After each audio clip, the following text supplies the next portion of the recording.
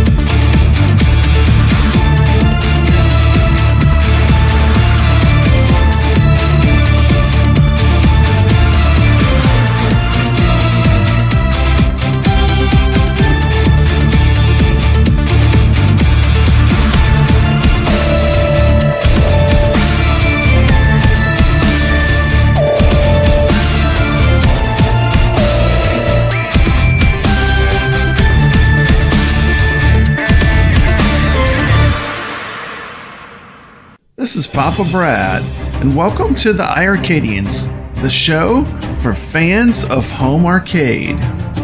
While you're here, don't forget to slam that like button. Why don't you subscribe to the channel? It doesn't cost anything to subscribe. Thank you, and on with the show. Be a hero and subscribe. We're glad you're here. iiRcadians assemble.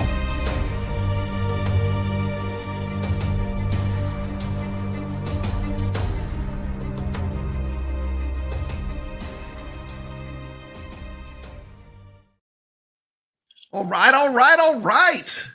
Welcome to the show.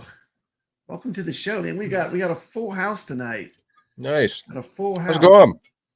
Let me get everyone on. Hey, and welcome to the show. We got Mystery Encoder here. Welcome, Nix. Welcome to the show. Cheers, cheers. Thank you. We've got actually, we've got two Nixes on the show. Hell yeah. Oh, that's gonna be confusing. I know. And we got Mikey J. Welcome to the show. And we've got Steps Gaming. So let's just start off on the right foot here. Thank you, Mystery Encoder and Team Encoder, for all the work you've done. I mean, you really gave the iiRcade a whole new life, which I can't believe is even possible. So we're just going to start off with a big thank you to Team Encoder, Mystery Encoder, Nix, acustomarcade, who makes the hardware that makes this connect to our machines. And of course, going all the way back to the people that created MAME. Things kind of went full circle. I kind of moved away from MAME. Now I'm going back to it. So I just want to say thank you to you guys. You guys rock. You guys are awesome. Thanks. And let's start with the Edinsoft guys. What do you guys got going on? Hey, Stefan and Matt, tell us a little bit about what you have going on. We've been working really hard on preparing that patch, the final to Circus Interstellar, and we're working with that. We're working on the iiRcade port as well. Once the patch is all done, we're going to be releasing both the patch and the iiRcade version at the same time. Awesome. And so we've just been working on that. Got a little sidetracked in the past couple of days because we've been working on building doing the super out of order. But that's how it goes. The arcade cabinet, right? Yeah, we're building a custom Circus Interstellar arcade cabinet for the awesome convention. Yeah, it's gonna be cool. It's just for congoers. Whoa! What's happening to my camera? You guys still on? You're good. You're good. You're still on. Is my camera not wobbly? No, you look good. Okay, that's weird. On our end, it's all wobbly. Okay, that's weird. It's switched. Anyway. We're working on a cabinet that congoers will be able to play. We just finished putting it together, and we're gonna start ordering all the vinyl and cutting it to fit on the cab, and then we're going to deck it out and make it a Circus Interstellar cab, and congoers that play. It's got 4 players too, so it's perfect because congoers are gonna be able to play that. And when is this event? Where is it? The Portland Retro Gaming Expo. So Portland, Oregon. In October.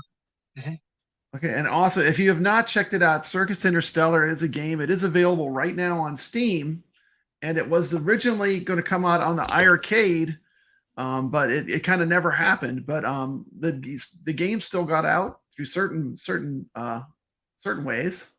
Yeah, it was weird. It was weird. But it's an amazing game, and I would highly recommend everyone check it out on Steam. I mean, it's a throwback to this one. Remember? Let's see, what game is this? Berserk, baby. Kill the good old Berserk. Classic. Love that. Good old Berserk. And the crazy part is this game running on the iiRcade in that image. So that was on Yeah, that is running on the iiRcade. This image of Berserk. Pretty crazy. That's amazing. Love it. So cool. We actually there was some stuff with that patch. We updated some of the stuff that was kind of annoying people. Wait, are we still on the stream? Yeah, you're on. Absolutely. You're on. It keeps freezing on me. I think it's fine in StreamYard. It's like it must be just your phone or whatever, but you're coming through loud and clear. So I'll just have to pray that it's good. It looks good on our end. So okay, cool. Some of the stuff that people were saying was a little annoying. So we fixed stuff like on that boss.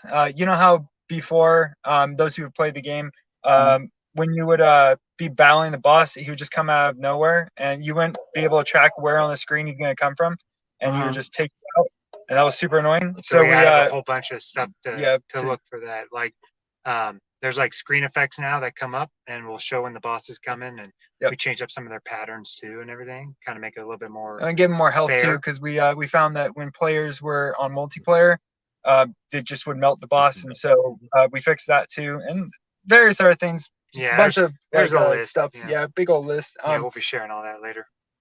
One cool thing that we were happy about was we added a survival mode. Well, we tweaked the survival mode that was already there, and we made it way better. Yeah, Nick's got to play a little bit. Nick's of that played a little bit early. It's a lot better now, Nick's. I can't wait. I can't wait to play it. That's going to be awesome. It's going to be amazing. So the game is going to get another patch. It's going to even be improved further, right? Yep.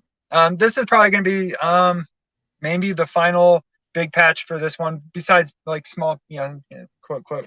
But there's going to be probably some like various small updates, but this is probably the last big one.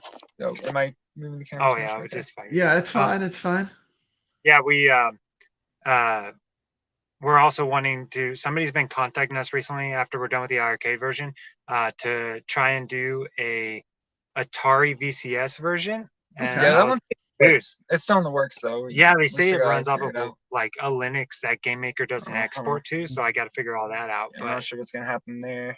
Yeah, that would be cool. I would love to play with the classic Atari controller. Yeah, I mean, like on the original console that we played Berserk on and stuff. So the Atari 5600, I think. 5600. Yeah, that was the one. With the MIA hack, will there be a way to push Circus Interstellar to our iiRcades and to legally buy it? Yes, that's what we're shooting for. Because I would definitely be down for that too. You think that's a possibility? Yeah, as soon as the patch releases, we're going to be trying to just get the iiRcade version out at the same time. Yep. That's the goal. It's going to be on itch.io. We're thinking about. I'm going to figure out how to make it to where. Oh, okay. Sorry, I thought it was called on the radio for a second. Anyway, I don't know if you guys can overhear the radio. Sorry. Anyway, yeah. So we're going to put it on itch.io, and then hopefully make it to where if you buy it once or you already bought it, that you'll get the iiRcade version as well. But I gotta figure out how all that works. So, yeah. But that's the plan. Mystery Encoder, is there like going to be like some kind of store or something where we can purchase these games that we can legally get for our iiRcades maybe in the future?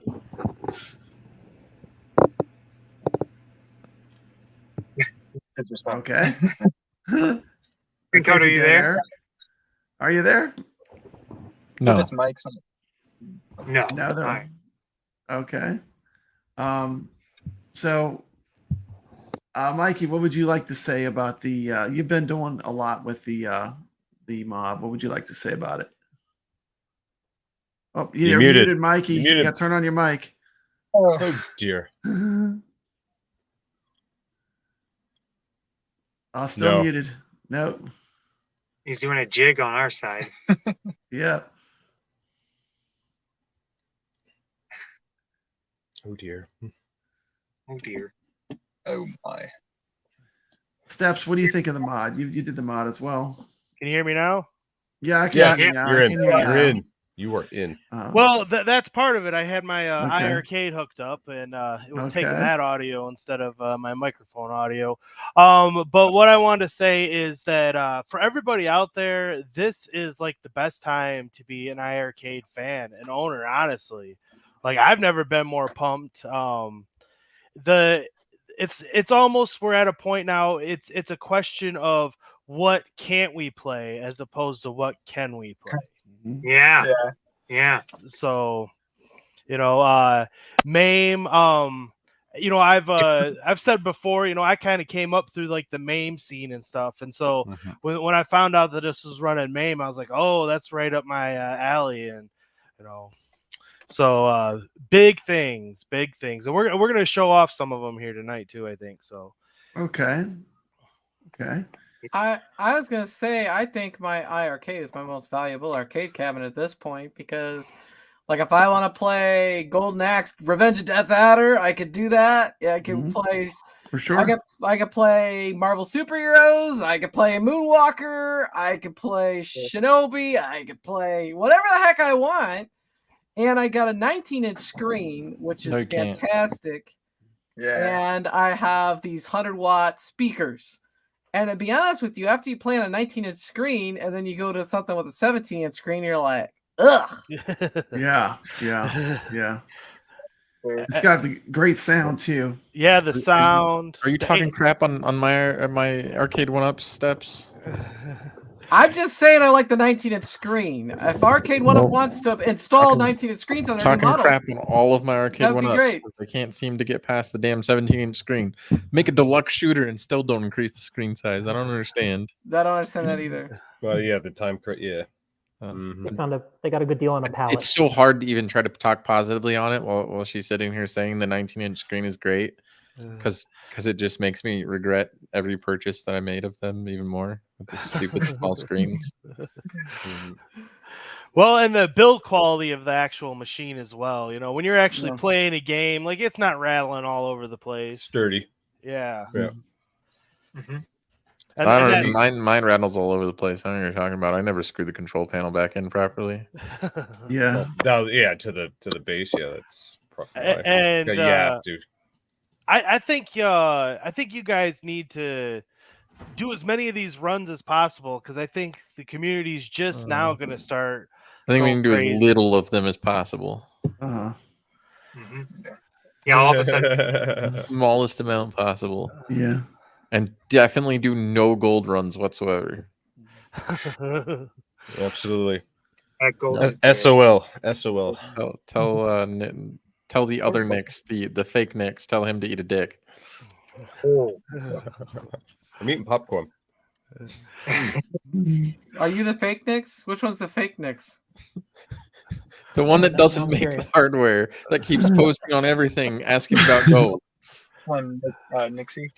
Is that what you'd say? The real Slim Nixie. He's exaggerating. I am not. It's like almost twice on every goddamn post. That was like a couple weeks ago. I've been relaxing. One of you has to be Nicks with a Y instead of an I, so we could tell the difference. Not it. Not it. But the hip. In all seriousness, though, yes, go ahead. Since we guys got you here, there are a couple of things that I wouldn't mind seeing improved, or if it's possible, and that would be one would be button mapping. Oh, are you talking about to us? Yeah, we can't see anything because our screen is all jacked up. Yeah, it's all jacked up. So I couldn't tell. Is he talking? Yeah, I was talking to Mystery Coder, but okay. Sorry, you got video game developers down here, so I wasn't sure. Let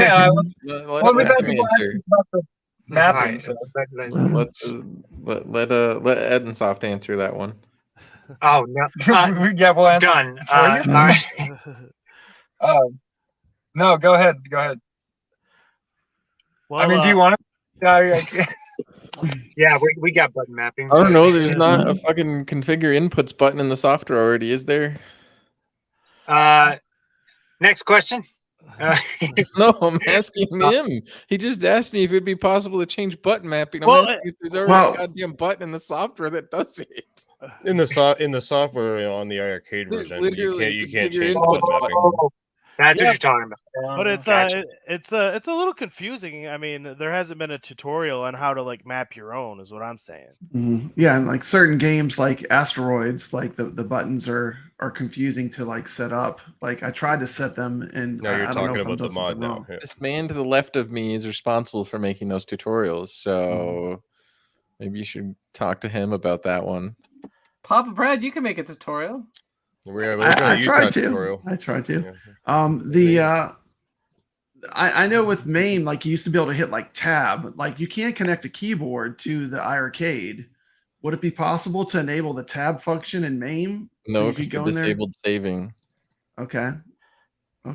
Well, that was quick, but I know in MAME, that's usually how you get past a lot of this. You just hit tab, and then you can go in there and you can kind of tinker and adjust the way they things. designed the launchers that every application maps its own keys, which is why there's a configure inputs button when you're building your ROMs, is that when you launch a different game with the launcher, it maps the keys. And it's something that Etnsoft and I actually talked about early on, because I was kind of confused by one of their button mappings. Okay. Where I guess iiRcade told them to use like the E key on a keyboard to do something in their game.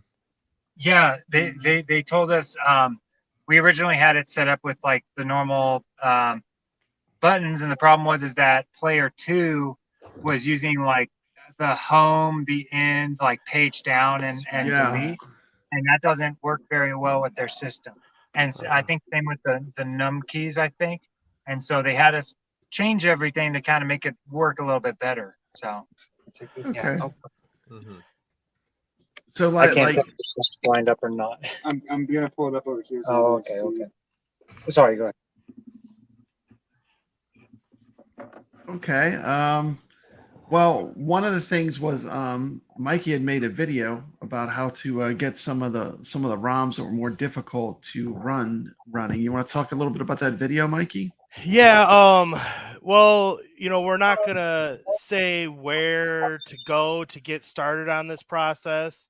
There may or may not be an archive somewhere on the interwebs that it could be a useful resource, but that's all I'm gonna say there. But some of the files they're missing certain, like Capcom. I'm gonna show a video. It requires a Q sound files for all of those games to run effectively and properly on MAME. Okay. And so you have to know where to find that file. And this is just a basic tutorial. So everybody that gets the MIA board, which I highly suggest anybody with a Gen 1 legacy cab. This is a must buy, like in all honesty. Yeah, it's definitely a must buy. If you have an original iiRcade, like, this makes your machine so much better. It's a complete game changer. It's a game changer. And so so this is just a little 5-minute video, kind of technical and whatnot, but it can help people solve the questions and everything, because once you get it going, the program that they designed to get the games on the machine is so user friendly. It is very user friendly. And so yeah, so the hardest part is actually getting games to work in MAME, and so that's what this is all about here. Okay, so, this is a real short little 5-minute video, so let's check it out. So let me start by saying that this is for educational purposes only. I'm not going to show you where to find ROMs or how to acquire ROMs or anything like that. I'm just strictly going to show you how to get ROMs working that maybe you've encountered that they're missing some files. And the first thing I highly recommend is going to the Rcade database website. From here, you just put it in there what game you're looking for. Like for today's example, we'll do Super Street Fighter 2. And the reason why I'm doing this game is because I have multiple legal copies of this game. I have it on my Nintendo Switch. I have, I think, 2 copies on my Nintendo Switch, as well as an Arcade 1-Up cab. So, I am completely within my rights to make a copy of this game. So, search in there, and I already have a tab open, so we're going to switch to this one. And here it is, Super Street Fighter 2 Turbo. And you want to make sure you have the parent ROM, and it'll tell you right here, parent. You don't want the clone, you want the parent. But as you can see, this is Super Street Fighter 2 Turbo. And then all you do is you go down, see there's all these different bits of information on each particular game. And you see here's the MAME ROM sets. You can see what ROMs have been released for it. We come down here to files and show MAME required files. Okay, now you have Here is the actual ROM itself, Super Street Fighter 2 Turbo.zip. You can Google this in order to try to find it yourself, but this right here is the file that you need in order to run this game. Is qsound_hle.zip, and if you Google this, you can probably acquire this particular file, and because the ROM will not be able to run without this file. Just you know, a little word of advice: most of your Capcom games, the ones from the mid '90s and on, require this QSound file. It is what it is. But I'm just, you know, depending on which game it is, it might require different files. You know, I'm not talking Capcom, but you know, all game manufacturers around. So, you know, that's why this is a good resource to help you locate, you know, figure out which files exactly that you need. Now, here is my desktop, and here we have the actual ROM, Super Street Fighter 2 Turbo, and here is the QSound file that you need. And all you have to do is simply open them up, whatever, you know, WinRAR or ZZip, whatever zip program you use. And here's all the files that are in Super Street Fighter 2. And then take this QSound one, open that up, and this right here, this is the file that you are missing in order to run this ROM. And so all you do is simply select it, drag and drop, play, and then it'll tell you this, depending on which, you know, zip program you use. And boom, there it is. There is this file right there. And then close everything out. And now you can take, here's my MAME 221, and you just drop this file into your MAME 221 ROMs folder. And boot it up, and let's see how she runs.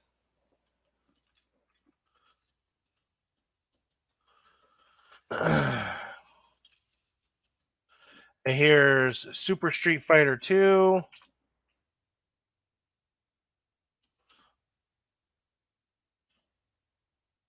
And there the game is running. And that's all you really need. And there you go. And once you get it running on MAME 221, all kidding aside, I'm saying we're looking at about a 96-97% success rate on iiRcade. So how do I configure buttons? You through the program. Through the main program. Well, in the program that they made, it automatically does it for you, and for 97-98% of the time, that's perfectly fine. There's the games that require a dedicated coin slot. Some of your beat 'em ups and stuff, because you remember it'd be like 4 players and you had to put a coin in that specific slot. Well, the iiRcade only has 1 coin slot, so you're only going to be given coins to player 1. So all of your like beat 'em ups like that, you're kind of stuck at 1 player right now, and it's just a simple fix. Some of the games that have more complicated configs are harder, like Robotron, like Asteroids. For some reason, I couldn't get in the buttons to map. I think Mystery Encoder got Robotron working, right? But we're talking about a real minority of the games. We know nothing. The majority of them, like, it's perfectly fine. You know, some of it is me being nitpicky. Like for my Neo Geo games, I prefer a Neo Geo 4-button layout. You know, but I can you know, adapt. It's not a big deal. But okay, so to make this hack work, I mean, there's several things you have to do. The first thing you have to do is you have to get the USB enabler. Can you tell us about the design of that, Nix? The other Nix? Yeah, Nix. No, wrong mix. Other mix. There we go. This The other next. mix. Yeah. Nick, talk Yeah, about the this design. next. The hardware genius next. And you had too something to kind. show us, I think, too. That we were all going to be impressed by. Yeah, One so thing they had to everyone's been impress me. asking about batch 2. Uh-huh. When is batch 2 coming? What's going on with batch 2? So batch 2 just arrived today. Nice. Those. Wow. This is how the boards come to me. So they don't come. They don't come all beautifully encased. Yeah, I in recognize in that logo on there. In They that don't. shell that they're in, that makes it like so easy. Even like someone like me that's just like an Atari fan. It's like just plugging a cartridge in. The way you've done it is so smart. It's like, I mean, it'd be very hard to mess it up, honestly. Yeah, It I looks love cool. it. Yes. Looks very cool. Yeah. So I had to design it that way because someone did mess up their cabinet. And now they don't have a USB port working on theirs. I won't name names, but he's in the stream now. Yeah, I think Yeah. But you know, Fucking Brad D, we goddamn. were poking around, right, and trying to figure out like where they hid these ports, right? And so we started reverse engineering the board. Okay. Using data sheets from Rockchip and just based on experience that I've had with other boards like this. Because like I hack the iiRcadians devices, so they use very similar chipsets. So I knew enough going into it what to look for on this board. But I didn't have a board. Mystery Encoder asked me, because we had been working together for a while now on just a couple of random projects, and he was wanting to learn about hardware design, and I was helping him out with some just random stuff. And so when he found out about the iiRcade going out of business, we were like, well, we got to get this working, and he needed help with the hardware side. So he asked me if I could help him reverse engineer this thing. So we worked on it together, but I didn't have a board. So I was having him send me photos of the board and just take photos of this and take photos of that and just poke your multimeter here. And, oh, hey, you have a logic analyzer. So hook it up here and let's see what we can find. And then, you know, we got on Discord live streams, and he's got a microscope with an HDMI input. And so I'm telling him where to move the board and touch here, poke here, do this, measure this. And we ultimately found what we were looking for. And then once I got a cabinet, I think Bobby's here on the stream. He sent me a cabinet. Awesome. Thank you, Bobby. Yep. So he sent me a cabinet. And so I was able to get the measurements of the board that I needed to design a PCB. But before that, you know, Mystery Encoder was like plugging pins into his board and soldering them to like USB connectors. And it was completely jank, completely ghetto, but like that's what you have to do when you're like to figure it out, huh? Yeah, exactly. And I just want to tell you this, you know, I kind of did it in stages. I got the USB enabler first, and right away I could just plug that in, and then I could play the send-in games. Like if you had the send-in light gun games, all of a sudden, like just by plugging that in, which just took like a few minutes, you could play the send-in light gun games that they had brought to the iiRcade. So immediately I was just amazed at how elegant the solution was to have that happen. You know, and I was puzzled by the buttons. You know, they have the two different buttons. You know, what is it? Go for broke. Go for broke. Yeah. The mystery button and the go for broke button. The mystery button and the go for broke button. And the original version. So this is the original version. It only had the go for broke button. Wow. Let me make it full screen. So show that again. Let's see what the original one looked like. Awesome. Yeah. So this was the original button. It only had one button, go for broke.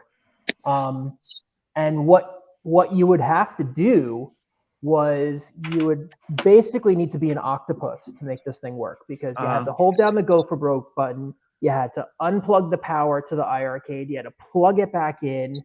And then we poked around a little more, and I was able to find a way to reset the system to get it into the mode that we needed to with a second button. Here we have someone that I know has had an iiRcade for a long time, and he's been a subscriber on my channel for a long time. He said he just got ascended today, and it worked perfectly with your USB board. So right there, I mean, you're making people's dreams come true. iiRcade told us, this is going to be only for these gold cabs. Not possible.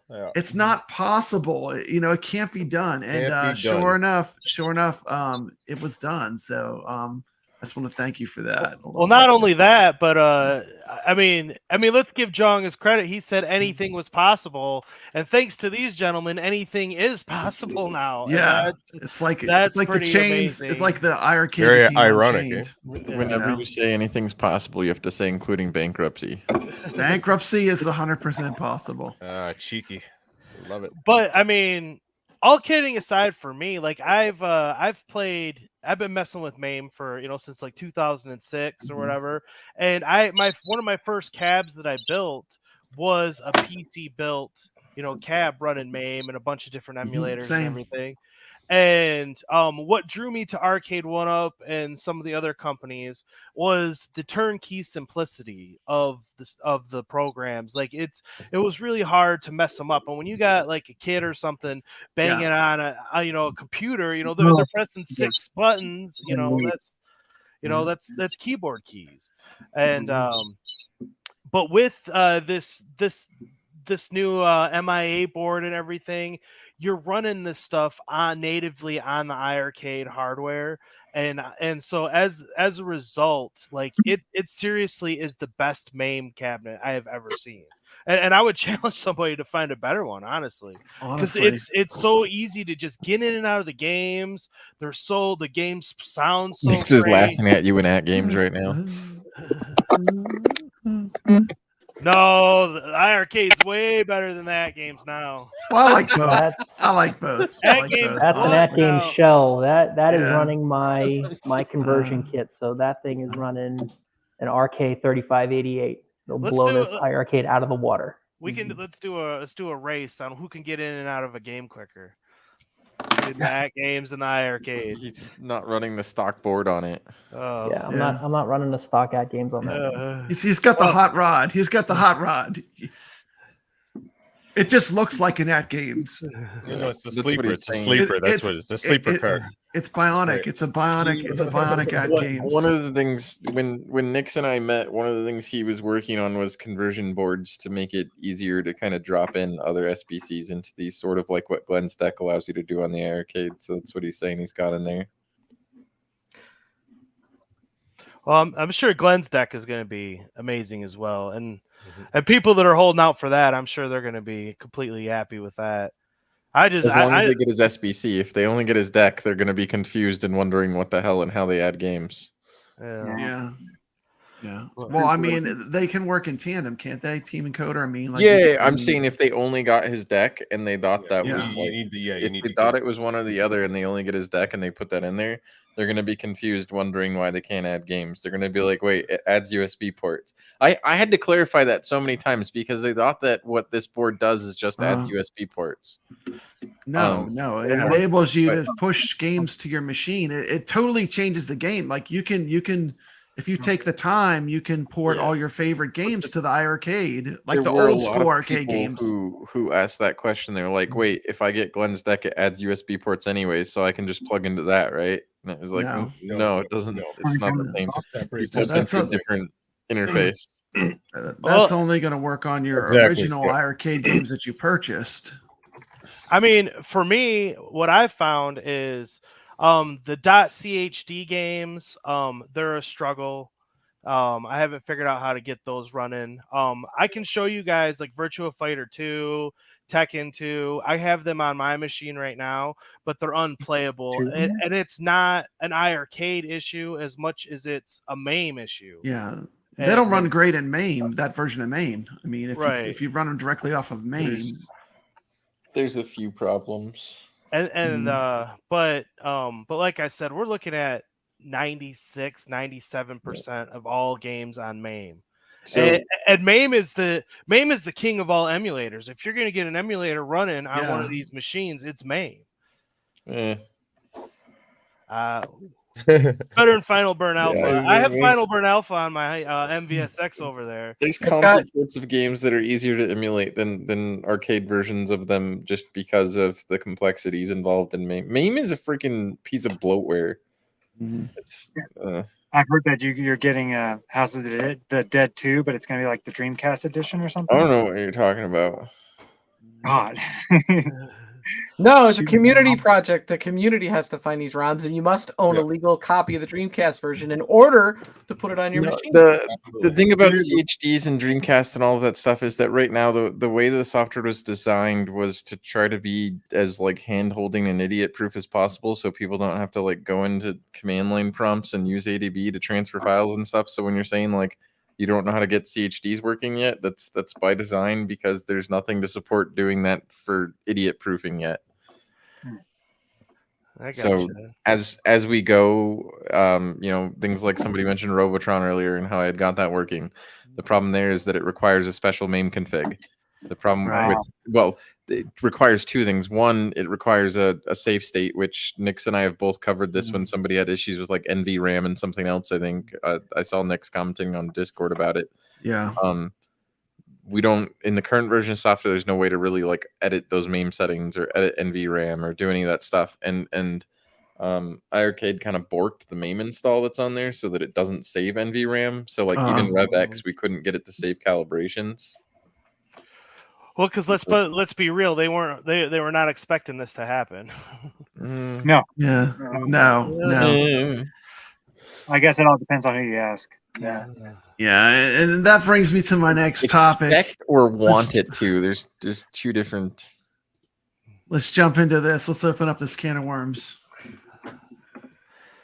Question: what should have iiRcade done better? And I'm going to say not having bring your own game like at games was one of their major things that they did wrong. Because by locking the system down, basically less people bought the system. If people would have had this ability to bring their own games, these old ROMs, these old games they love, I mean, and get them running, they would have had a much bigger base of people that were buying iiRcades, and it would have helped the indie developers like Ed and Soft, like the people that made all the games that I do love on the iiRcade that did get released. Hey, look who we got popping in, Brooklyn Menace. It honestly seemed like they didn't care about selling hardware, which in my opinion is a bad model to try to target the software. Yeah, definitely that business model, because it's well known all those cabinets were loss leaders. They didn't make a profit on a single cabinet. I don't think At Games is relying on selling software really. Like they're definitely in the hardware game for sure. Arcade 1UP we already know is in the hardware game. They're not selling you software, they're selling you the what I've said plywood. What I've said before is that if you bought the machine and it came with 10 or 15 games, if they could keep the Double Dragon and Dragon's Lair license. Technically, it came with nothing. Remember, you can't install anything now that they're gone.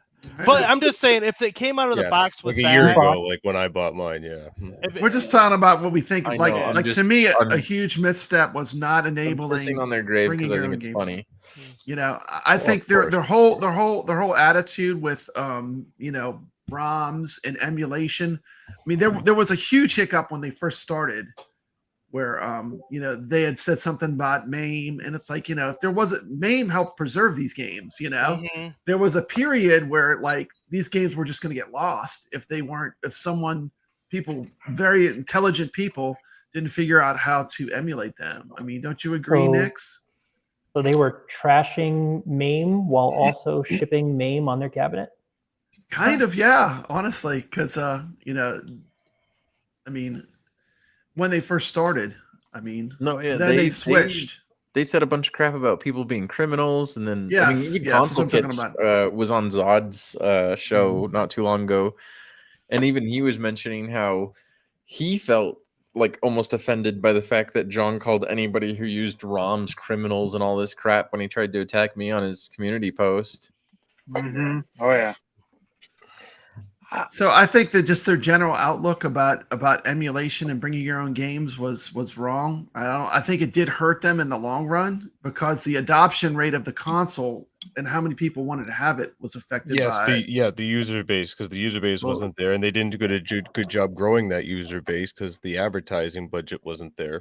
It's almost like they realized too late too that hardware was the way to go once they started making the gold cabinets. Because first, they try to tell people it's impossible to put USB on the Gen 1s to try to upsell the gold. So maybe they did eventually try to shift their business model towards hardware with the gold, and that was their goal there, but ultimately failed. USB on the gold was a last minute decision. Yeah, originally it wasn't even supposed to have it. They were listening to the community, with that gold.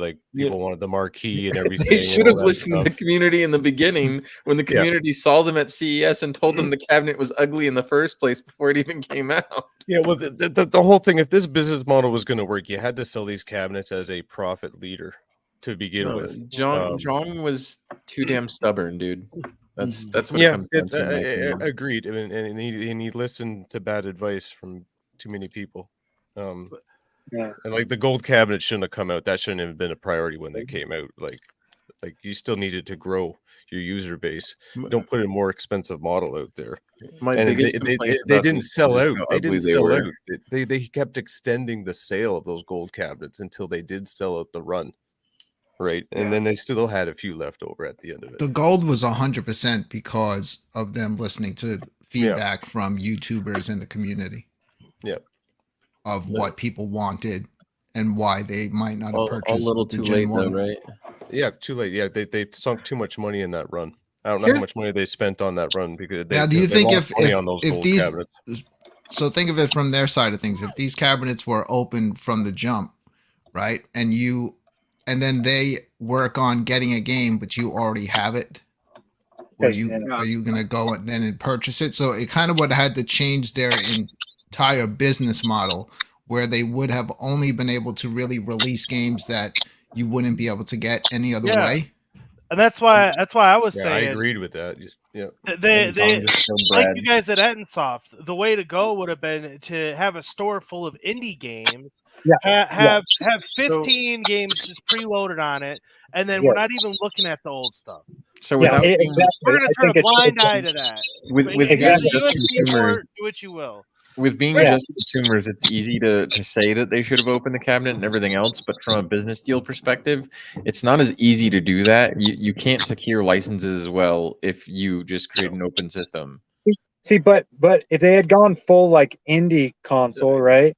Indie games are cost significantly less money to license. Why not just from the get-go, instead of trying to do what every other arcade cabinet, home arcade cabinet's doing and grabbing the old games? Why not just and paying a buttload of cash? Why not just focus on indie titles and make an indie at home arcade? No one else is doing it. And make sure they're quality titles too. But that was part of the problem. Of them out there, though. There's and you didn't like Donut Dota?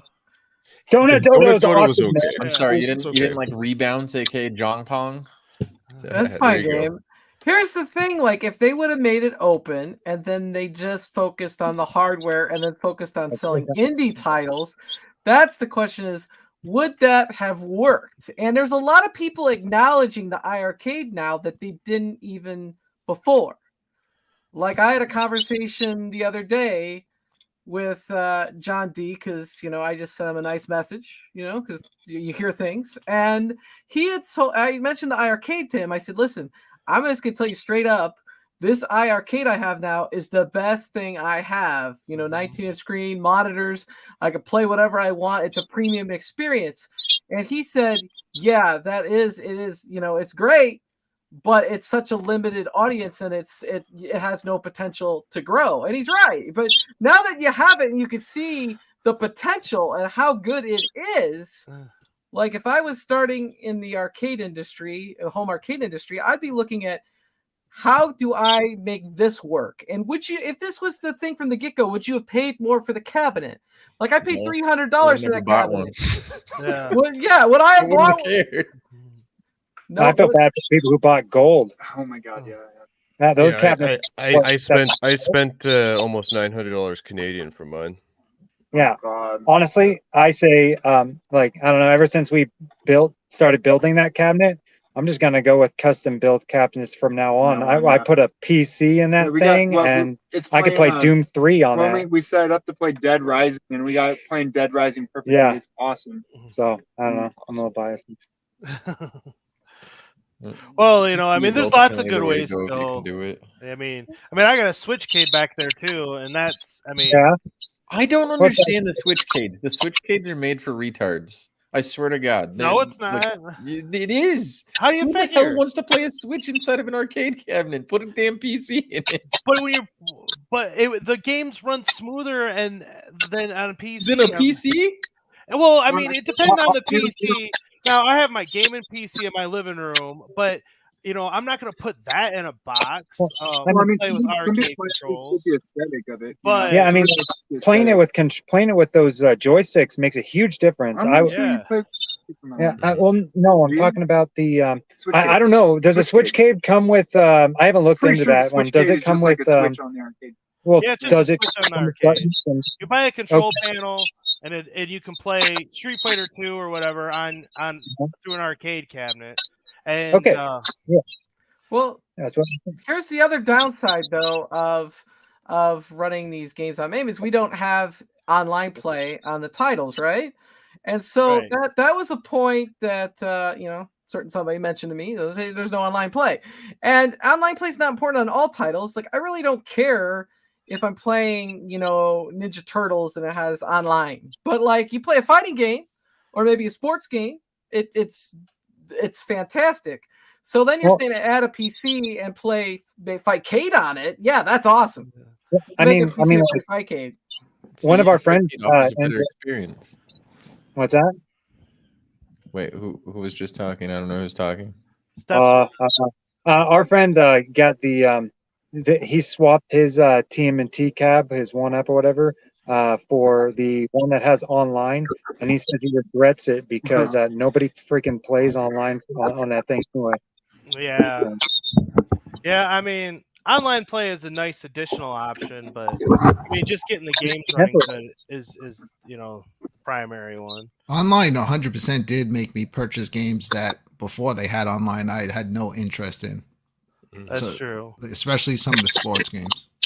It is temporary though. That's the only downside for me when it comes to those things, you know. Definitely, the audience for that stuff is limited. You have to have an entire giant cabinet. Let me ask this question. So, how would, if iiRcade, they're a brand new company, nobody knows about them yet, and they're just coming out, they're gonna introduce themselves. How would they have introduced themselves as like a new company that it's an open platform, bring your own games, and we just release indie games? Do you think that would have, like, people would have jumped on that from the start? Or I think that we gradually learn to love the indie games playing on the arcade, and then we wanted more of them. But I don't know if, like, from the start, if everybody would have been convinced like that would be something that they wanted. I'll put it this way: if you look at Ouya, if anybody remembers that, their Kickstarter was actually extremely successful, despite the fact that the product itself failed. And their entire market pitch was around the idea of indie games. They weren't pitching emulation for that. Mm-hmm. Yeah. There's a big audience for indie games. I honestly think that is the future, and here's why. Because you see the price of the Sony PlayStation and the Xbox and all that, and the price of the games, the consoles, and all that. It's getting too expensive. I'd rather buy a bunch of games for the price of one game. You know, that PlayStation that's like, it's like what, 80, 90 bucks. I can't afford to keep buying games if they're that price. So and indies are making some great games out there too. Yeah, absolutely. And it's a fair price. Like, to me, back in the day when you used to rent games at a video store, that's like a weekend rental, you know, or a week rental price. And that's fair to me. Sorry.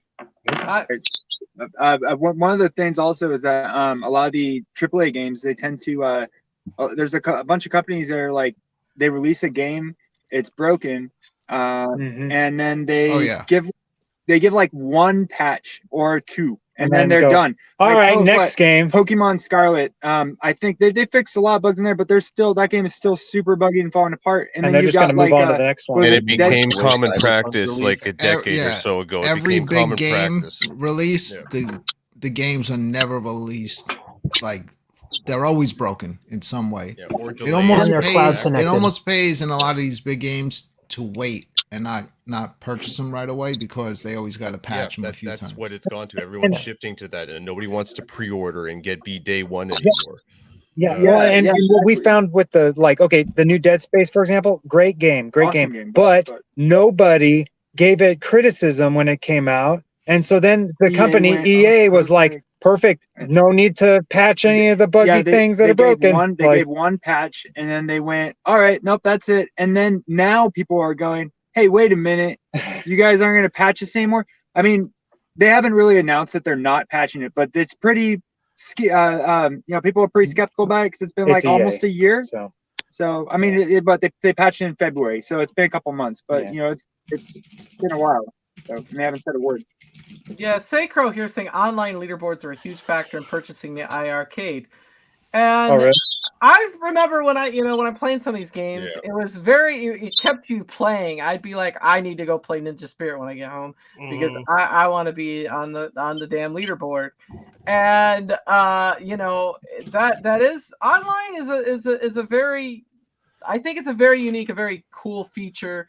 And it gets people to definitely play more. But yeah, our home arcade community is a lot more niche, So if you could get a platform that incorporates other ways to play that integrates with the arcade cabinet, like if somebody like Evercade came out with an arcade cabinet that had some online stuff that interacted with all their consoles, plus like this Evercade Arcade or whatever, that would be the way to go. That would be freaking phenomenal. So being able to that needs to hook happen, up Steps. It really does. Yeah, being able to hook anything up to like a Switch, Because- PlayStation, Xbox, and then be able to connect to the control panel. Evercade should just do it where Yeah. they have a everything. place where you can plug in maybe 3 or 4 of their cartridges and just have the games on there. Because everything on the Evercade, even their console stuff, you could easily play on an arcade format and have a great time. Mm-hmm. They have a lot of They have a iiRcade lot. They have a lot of stuff that the iiRcade have, but I always found it more fun to play it in an arcade atmosphere. But then there are some games on Evercade that are console type games, and I'm cool playing it on the console. But Absolutely. yeah, they got a ton of titles. They're getting so many licenses. It would be awesome if they did something like that. Absolutely. And I think their draw is that they're cartridges, right? Like you're buying like a physical thing that you're plugging in. Yeah, that's the Kinda whole cool. thing. Like even like their diehard fans even got pissed off when they got all the free Capcom games when you bought the Evercade EX. Because it wasn't a cartridge. Because the deal was it came as a built-in. Preloaded, yeah. And So they didn't diehard ship it, like, with a Evercade fans, cartridge? it's all about having the physical cartridge. But Yeah, that was the only way they can get that deal. And what That'd if be you- really get our game on there. Yeah, what if you could take a cartridge and like stick it in like the deck to your arcade or whatever, and then you could play it, like it's an arcade game. I mean, I just see different possibilities. I start thinking, how could we make this work better where we could reach a larger audience and get the interaction and grow, right? Because it's hard to grow when we're talking about just an arcade cabinet. Well, especially given the state of the community right now, everything seems to kind of be up in the air a bit. Across the board, maybe At Games is sitting best right now, but Is it? I haven't been keeping. Well, people love At Games because it's an open platform, but everyone that I know that has At Games and now has the encoder board and are playing games on the iiRcade, hands down, say the iiRcade is a way better experience playing the main games. I agree, but like I could play At Games with just this, which adds more people that are able to play. Goofy Fruit, we will bring them back. If they could just make themselves run a little bit better, and maybe maybe get That's into easy. You just gotta go install Nix's stuff, his and his team stuff. Legends Unchained. There you go. It'll run better. Yeah. Well, I'm just talking about as far as like a community thing where we could all play online. It is a community thing. Legends Unchained.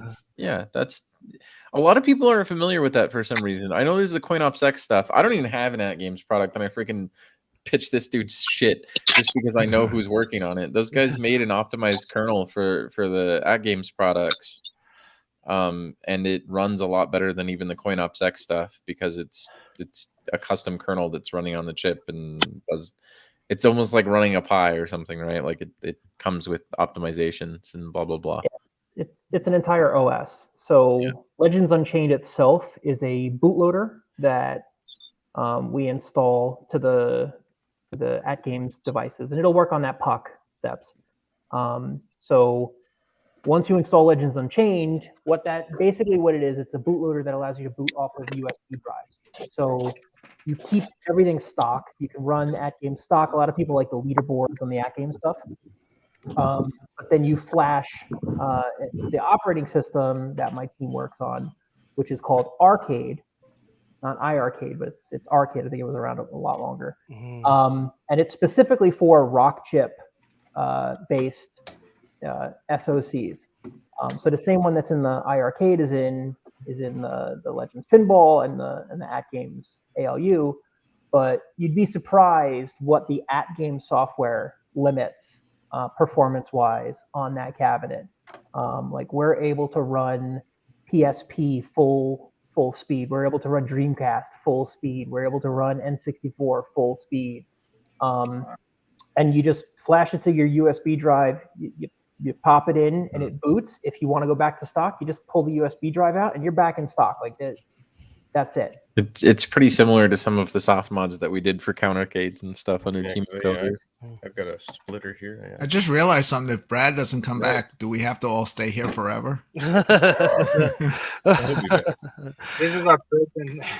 I don't know. There's. I think he's the only one that can. Well, wait. I don't know if I could stop it. I may have to. I'd log in on a different account. I can't stop it. No. Yeah. Oh The yeah. only one that can throw on those cool videos that pop up between and stuff are little. So we might be here till tomorrow morning. Oh well, I'll tell my boss. Sure, I'd be cool with that. Let's just turn this into last one standing. Let's see who can last the longest. I have to work tomorrow. He has no electricity. His power's out. Yeah. Yeah. Use your phone. On the He's iiRcade side, though, Goofy. get back in here. So we can pretty much do anything we want right now on Papa Brad's channel. We've There's hijacked nothing his he channel. can do about it. Little kitties leave. But I have a question for you guys at Team Encoder. I know you guys were talking about the leaderboards are probably coming back. Is that going to be just for the games that were native to iiRcade, or side-loaded games be possible to have leaderboards as well? Debatable. I don't know. It's hard to say. I'll let Nix answer. I have no idea how that system works. What? I have no idea how the leaderboard system works. No, it's the MAME fucking high to text or whatever. It's built in. Oh, yeah. So You guys well, actually, the high to text supports Java, which because we're on Android, that might actually just work. Well, yeah, their launcher just literally grabs the high to text stuff when you leave the emulator and uploads it to a PHP backend. So, And how does that work with non-MAME stuff? Like circuit. the If that was developers to specifically exist. integrate it for the non-MAME stuff. But when he's saying side-loaded games, he's referring to MAME stuff. Yeah. Yeah, Like so if I we mean, want it should just leaderboards work with on everything. Galaga, for example, is that possible? Uh, I would say yes. Well, there we go. So here's a weird thought that I've always had when you talk about leaderboards. Like, so I'm not as technical as these two guys, but so I'm assuming someone's hosting that. Right now, this is all fresh and new. Let's say a year down the line, 2 years down the line, you guys get sick and tired of all these iiRcadian, all these annoying people, and you just shut it off. Then it would be done with, right? We If I get annoyed enough, I'm just gonna send an APK that bricks everybody's machine, so I don't have to deal with it anymore. So knowing Mystery Encoder, I think if he were to ever tap out, I think he would tap out with a solution for, hey, this is how you do it. You're free to run it. Someone take it on. It's not going to be me. But I don't see him, just knowing what I know from him, I don't see him just tapping out and walking away. Okay.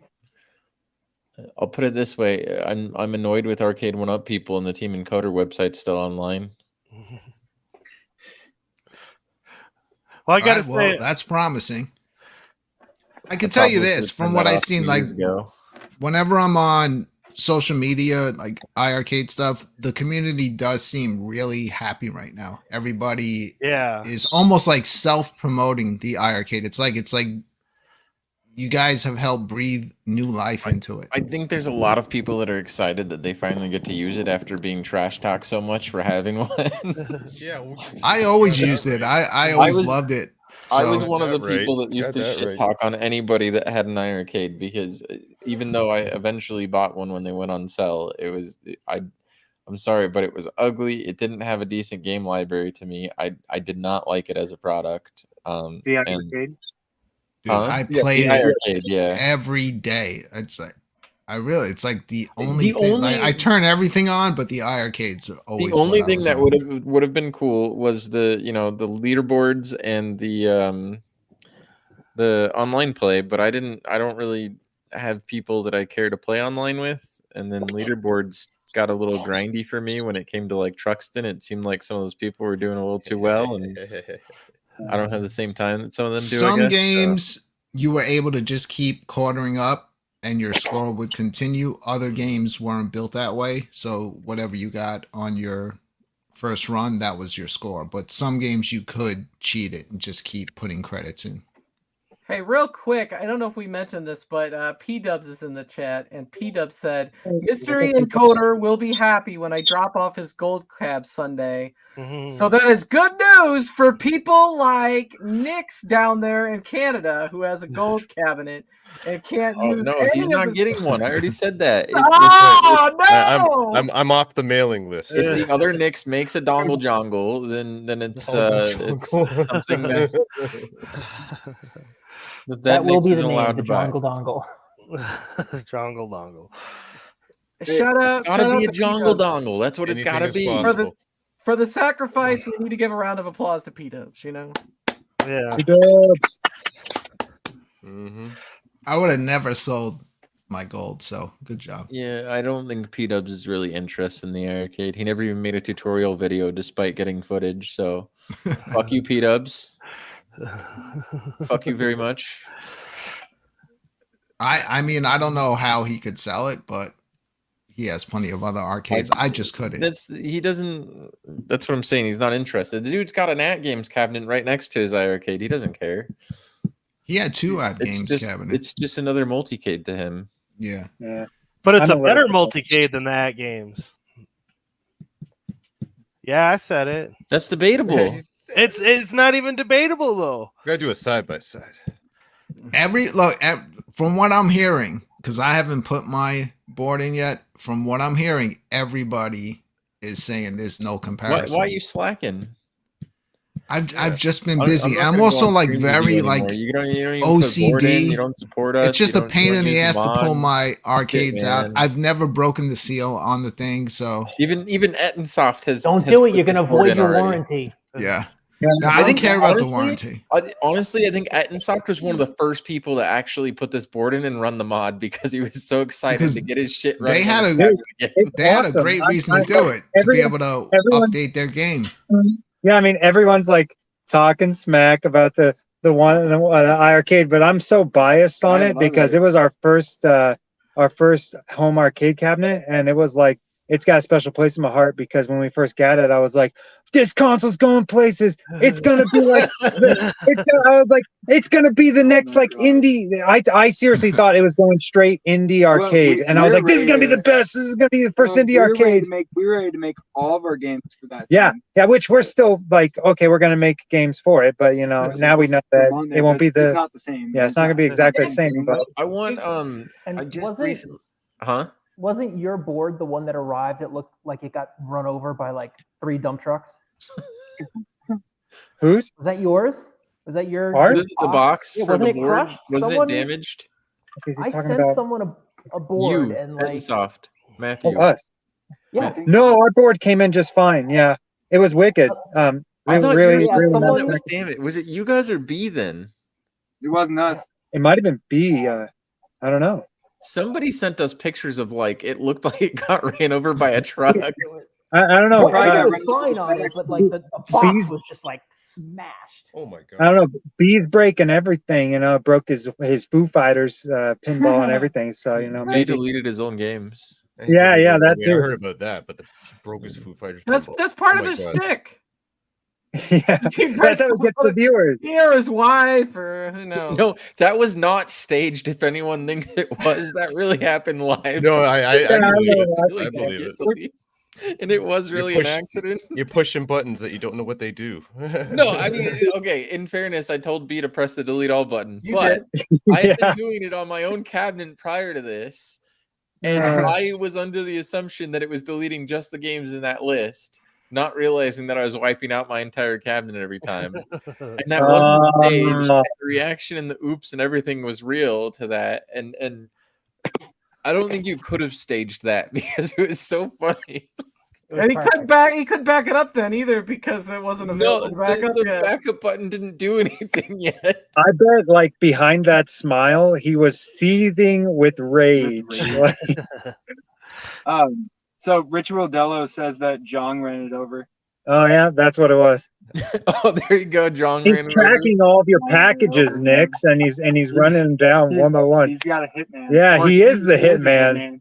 He's Yeah, Agent 47. he just taking quick little trips down here to America from Korea and like sniping your packages. Yeah. Ritu Dello asked about external storage earlier too, and we don't know. We've looked at it, but they disabled it in the kernel, and I don't know how much like it's worth looking at further. Maybe down the line. I mean, Yeah. these things have a lot of memory as is. Yeah, most of the retro arcade games, they don't take any space. Yeah, The ones they're that take a tiny. lot of I space, Start getting like to like Dragon's Dreamcast Lair, or- Space Yeah, Ace, yeah, those like take that, yeah. those take up some space. It's their concept of being able to map both joysticks as like twin sticks when you're playing certain games is interesting because that's generally something that limits you on playing console games, I feel like. So like Dead Effect, for instance, it's weird that they put it on there, but I think you use the twin sticks to aim and move, right? Yeah, it's on play. I love the game, and I really have What are you tried talking about? many times to get into it, but I just Custom can't. Arcade I is can't. like, what the hell are you talking about? I can't get into the control scheme on Dead Effect, but it is kind of impressive the way it runs on the. You know what iPad. they I should tried it, but where I was going with that is, I guess it would open the door to some other console games, like if you played a twin stick console game or something. I don't know. I don't know who would want to do that on an arcade machine, Yeah. but Well, I mean, if they ported Duke Nukem 3D to the to the arcade camera, that'd be pretty cool. We just 100% positive an APK for that exists already. I looked for it. I couldn't find one that worked with the cabinet. I found a Doom APK. It's got annoying like screen things on it because it's for a touch screen, but it worked. I just have to figure out how to map it. You installed like how many copies of Doom on your cabinet? Yeah. Well, now I was able to delete them thanks to your software, No, but it doesn't exist.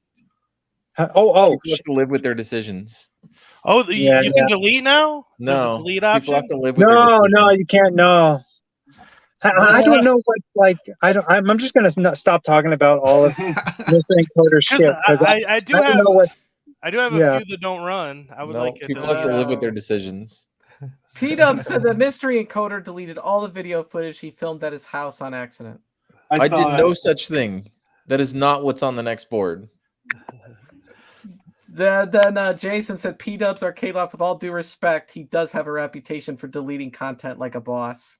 See, Arcade Talk and Star Wars Review. Why would you name your channel Arcade Talk and Star? Anyway, now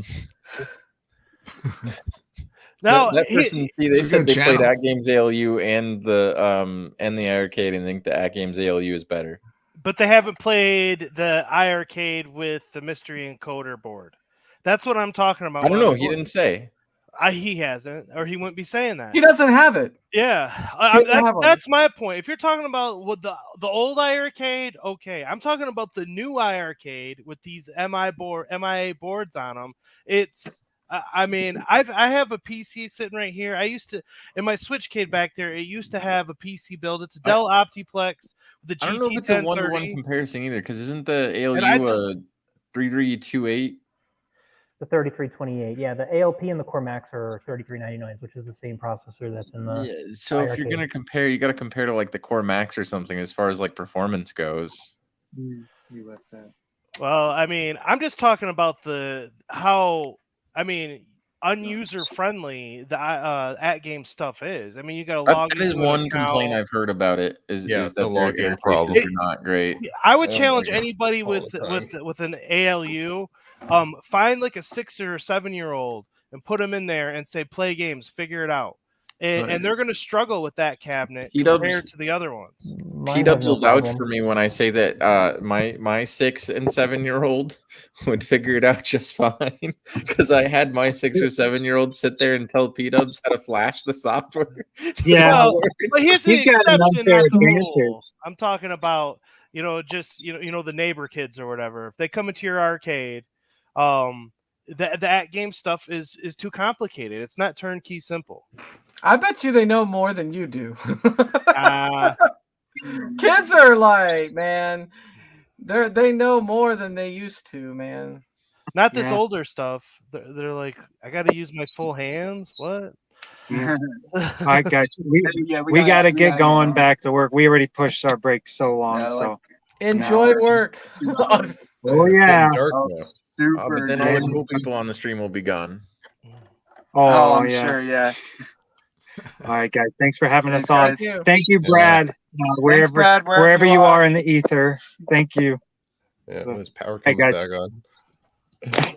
Take it easy, everyone. Have a wonderful day. Trying to get a generator started outside this house. Now, if Brad was here, he'd be telling you that the games run better on the iiRcade than they do on At Games.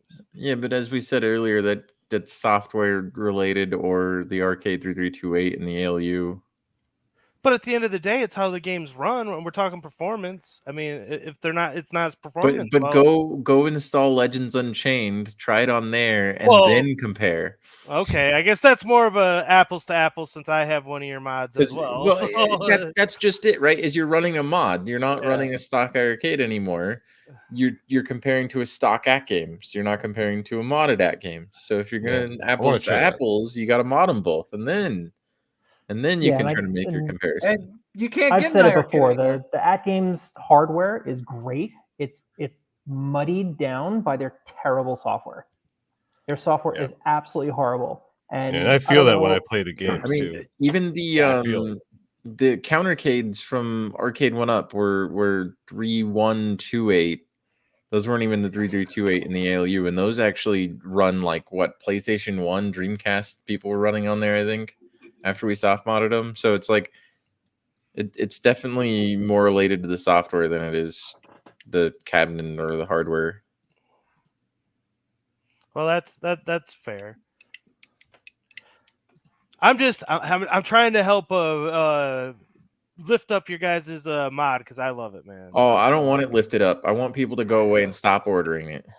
I can't wait for batch 2 to arrive to all the people that pre-ordered next week. You guys don't understand how frustrating some of this is sometimes. Like, for instance, you looked at that button configuration and said it was confusing. I looked at it and said, I spent 2 nights not sleeping making that to make it easier for you, so you didn't have to edit a text file.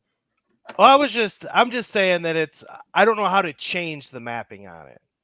I don't. Click the drop down, select new button, and click save.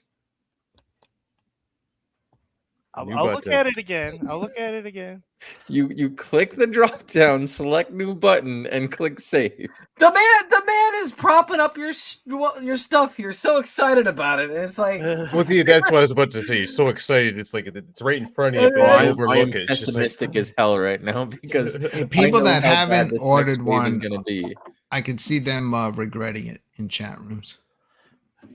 Well, especially when we start playing some of the games and stuff on it. I mean, yeah, I think once they started to see the reality of what people are doing, was that one guy that posts on all the community Facebooks and he posts random games running all the time, and it's like, we get it, we understand. Oh, yeah, I seen that. Yeah, I seen that. Those guys they can run more games. We understand. You don't need to post a new game every 5 minutes. Like, we get it. It's about the hits. No, I but think they created they created an album now to force all the new game. Well, that was in the modder group. The community is more so like just open to the point where it's a new post all the time still.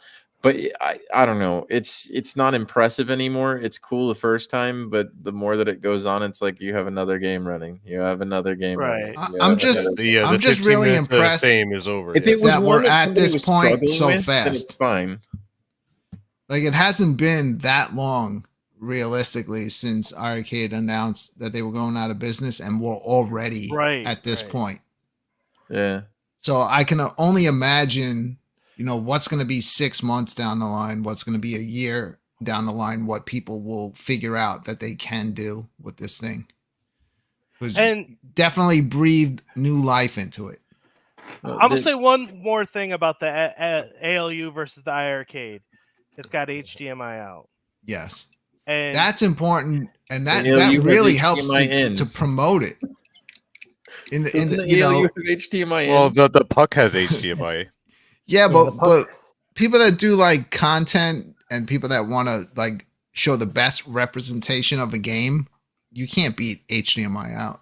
No. Right, but for streamers, like you could use the puck, and the puck works with like the Gamer Pro. Yeah. Right, which is that's what we started to do. To be honest, I just I just don't like the.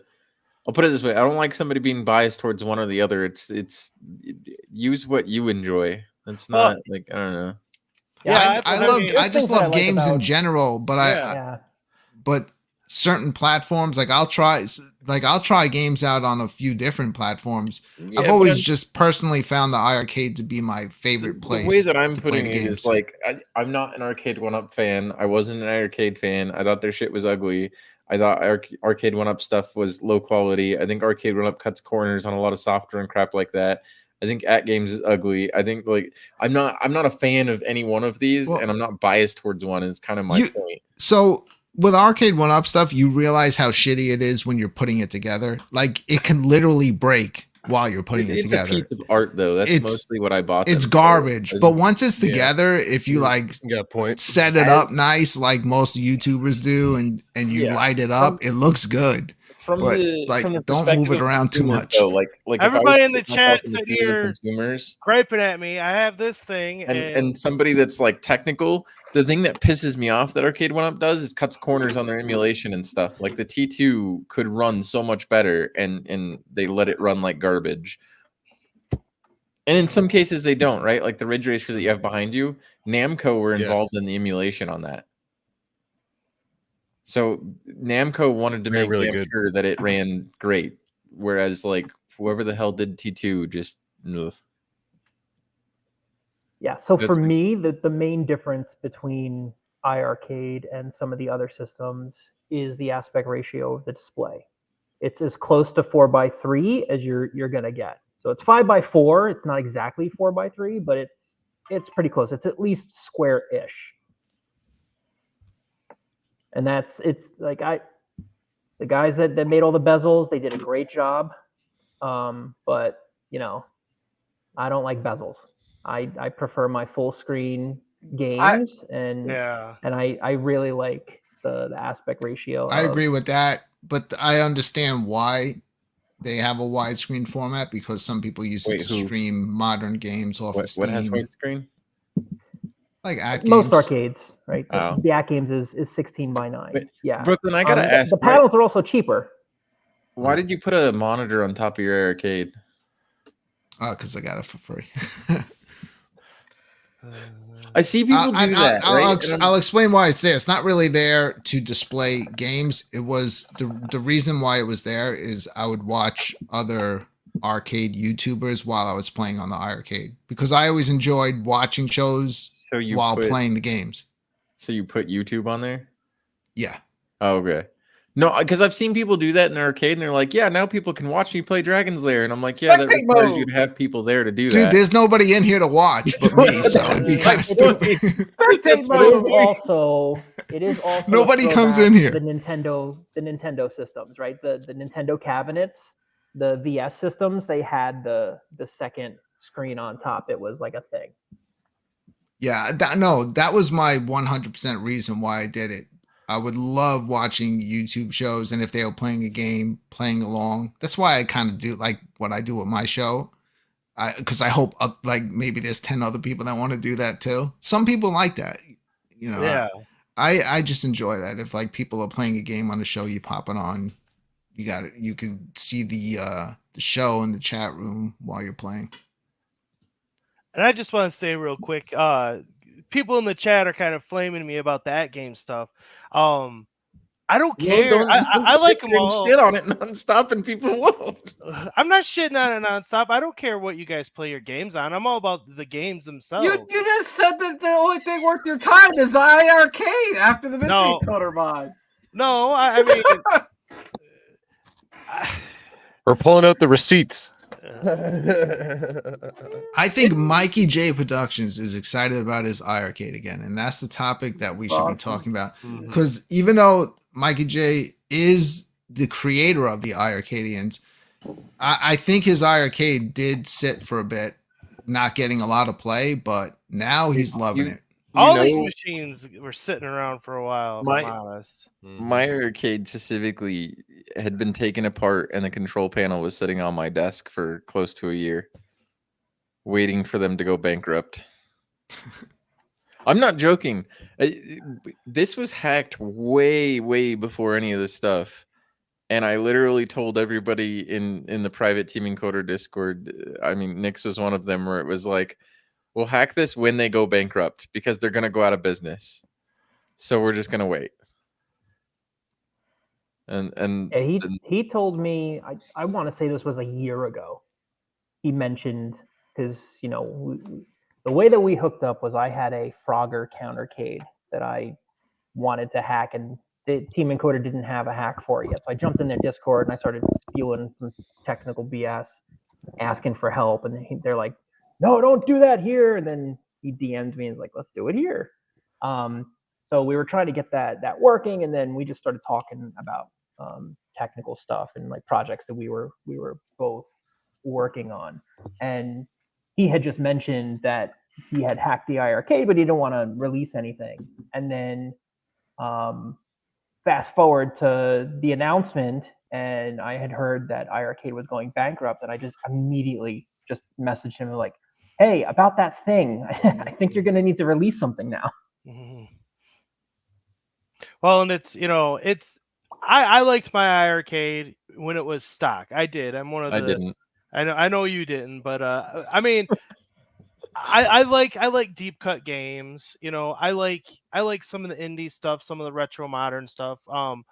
But yeah, I mean, I always wanted to play some of the, you know, greatest of all time games on it, and you know, thanks to you guys, we can. And you know, as I said before, I you know, I've done PC emulation with, you know, 16 different emulators running different things. And I like how simple the iiRcade is. Like, it wasn't even that there wasn't good games on it necessarily. I was almost in protest of it just because of the way they operated as a company, the way they presented themselves, the things they said.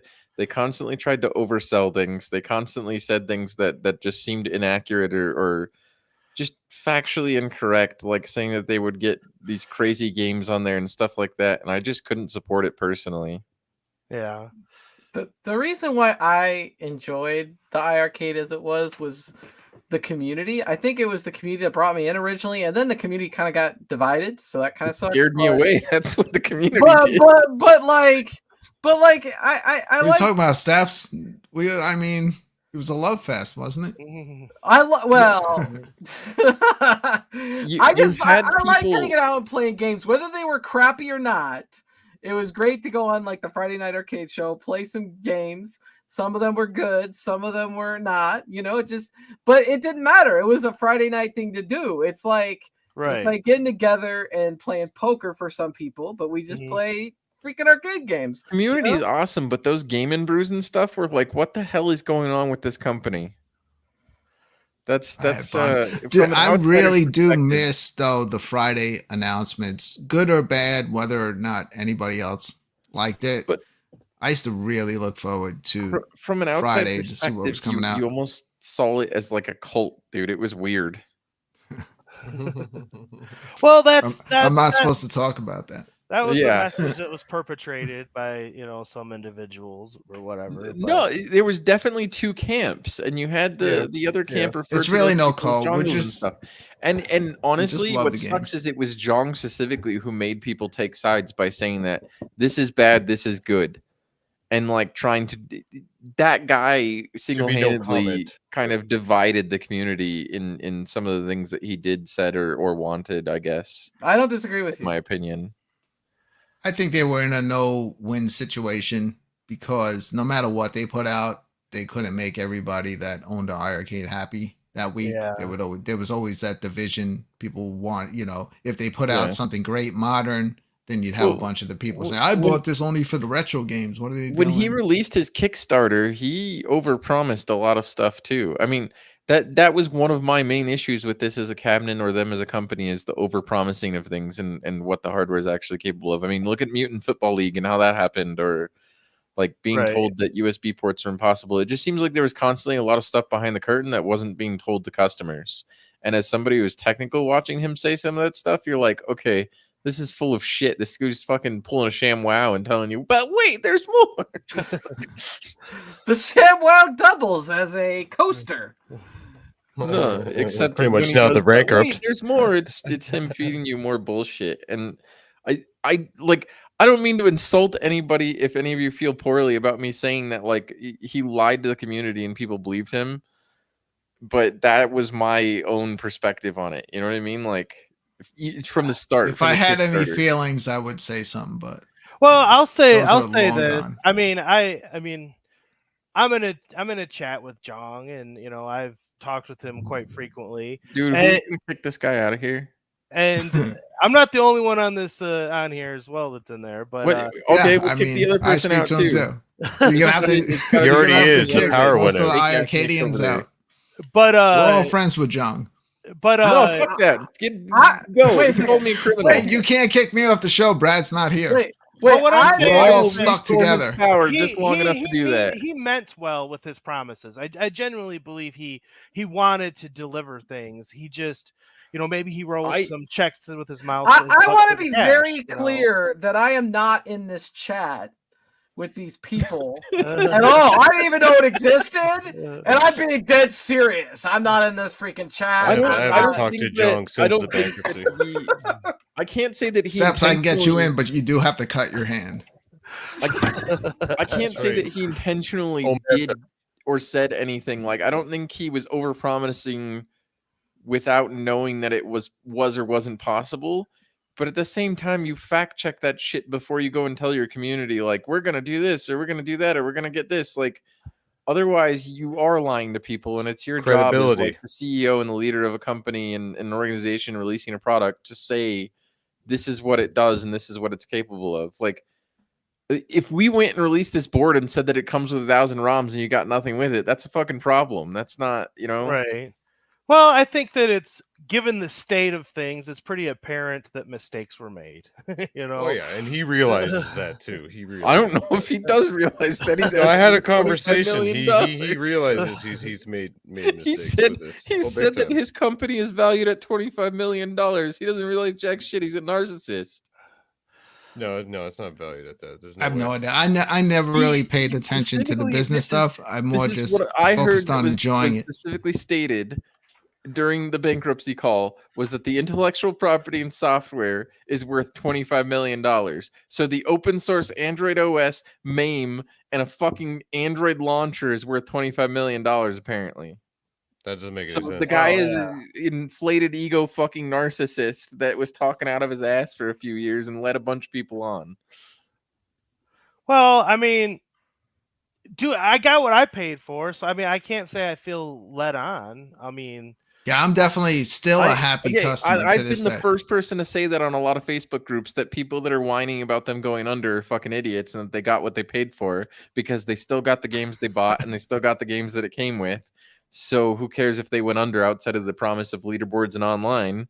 Like, that sucks. But I have been the first person to actually state what you just said, that you got what you paid for. That's great. That's awesome. If you're happy with what you got, good for you. But I was just upset in terms of some of his overpromising and stuff, even early on during his Kickstarter. I kickstarted the first day this thing was announced. Okay. Not a lot of people know that. I canceled that Kickstarter a month later when I saw the guy release his first YouTube video talking about what it was going to be able to do. Well, I know for myself, I sat out the first year because I looked at that price and I looked at the games that were on it and I said, yeah, I don't know about that. But then that first Christmas sale, and it was, I think I paid $4.99 for mine, which then they dropped it down like another $100 a couple of weeks later, which that hurt me. It was like $2.99. And I was like, oh man, that sucks. But at least they are also doing game sales at that time. And so I kind of made up for it there, but so there were little things like that but having to justify your purchase by saying that you were happy with it because of X, Y, and Z isn't a good thing. But you can say that about Encoder, do you think that everything, there's any 3/4 scale company out there that's getting it right? Because you're way more like you're way more technical than neither does and affordable too. You gotta keep Nick's that's next to me, not fake Nick's at the bottom, the Canadian version. Yeah, I know the Nick. Call me Canadian. I know the Nick you're talking about. I'll call you the Canadian knockoff. Canadian, there you go. That works. But no, him and I, the constant discussion that actually happens within Team Encoder's internal Discord is, what if we tried to make our own?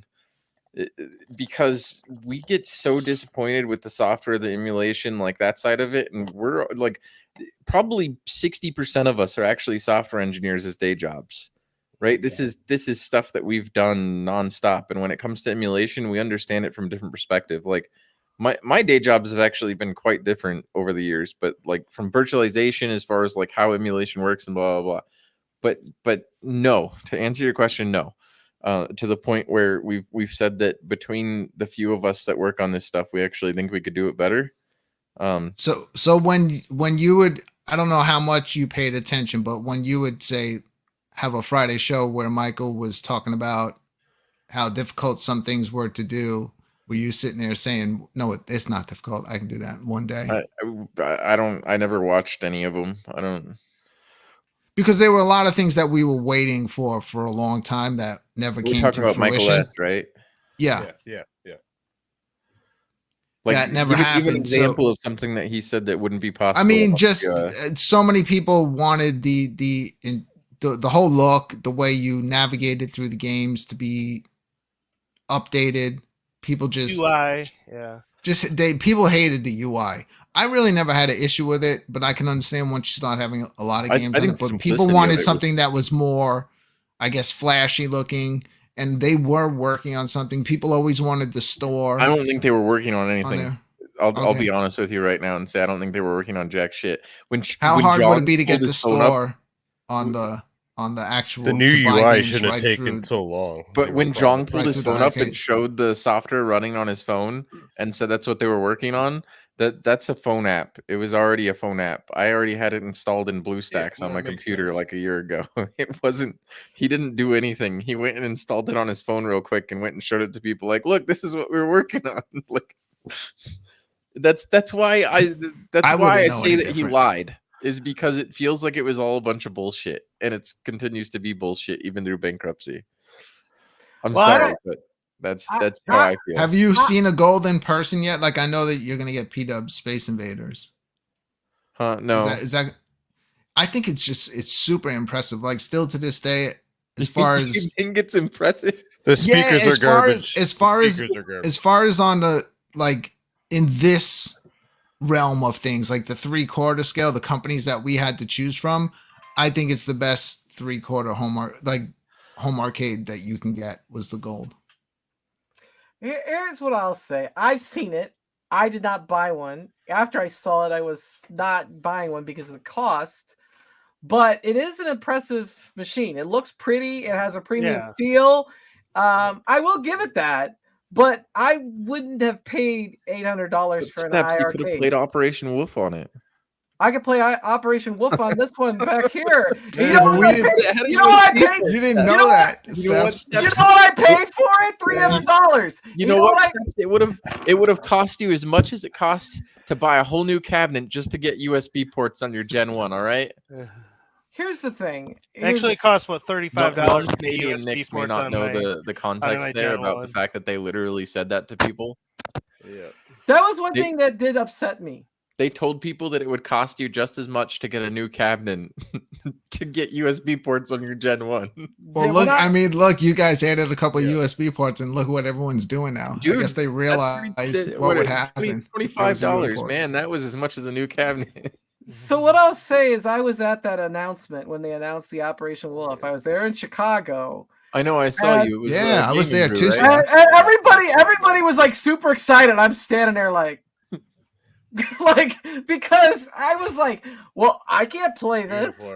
What good is this to me? I don't have $800. Well, that's where it also started more of a division, and people getting pissed off. That's also where Glenn's Deck started, right? Because Glenn's Deck was supposed to bring the light gun support to the Gen 1s.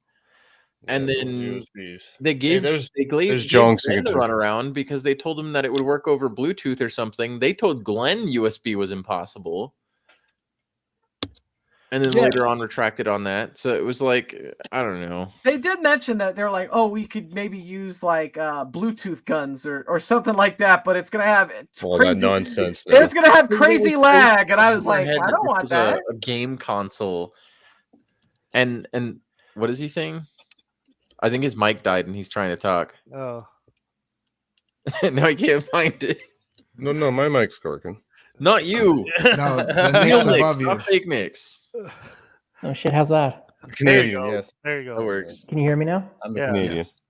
Yeah, so Papa Brad in chat said if they knew USB was possible, then that is wrong. There is no way in hell that they did not know USB was possible. They had jigs in their fucking factory. Well, there's that, but there's no way to program these boards. Like, I didn't just figure this out off the top of my head, some magic voodoo of how do we, get this working on these boards. They're rock chip boards. The way that you program a rock chip board with an eMMC is through USB. Right? That is how you do it at the factory. All winner too, but that's how AtGames does it. That's how everyone who runs rock chip, when they sell Arcade One Up edit system that has a rock chip device, they use USB, so that they knew USB was there. They knew damn well USB was there. Well, the other thing is that that little connection you connect your board to, that it was the same way the connection looks like on a PC motherboard, where you could connect the USBs on the case fan. From what it looks like to me, those USB. It's a little different, but yeah. But yeah, it looks like that's a standard. That's an industry standard connector. You can use that for any. I use them in. Oh, they intentionally hid it here. That connector was made for them to hide it.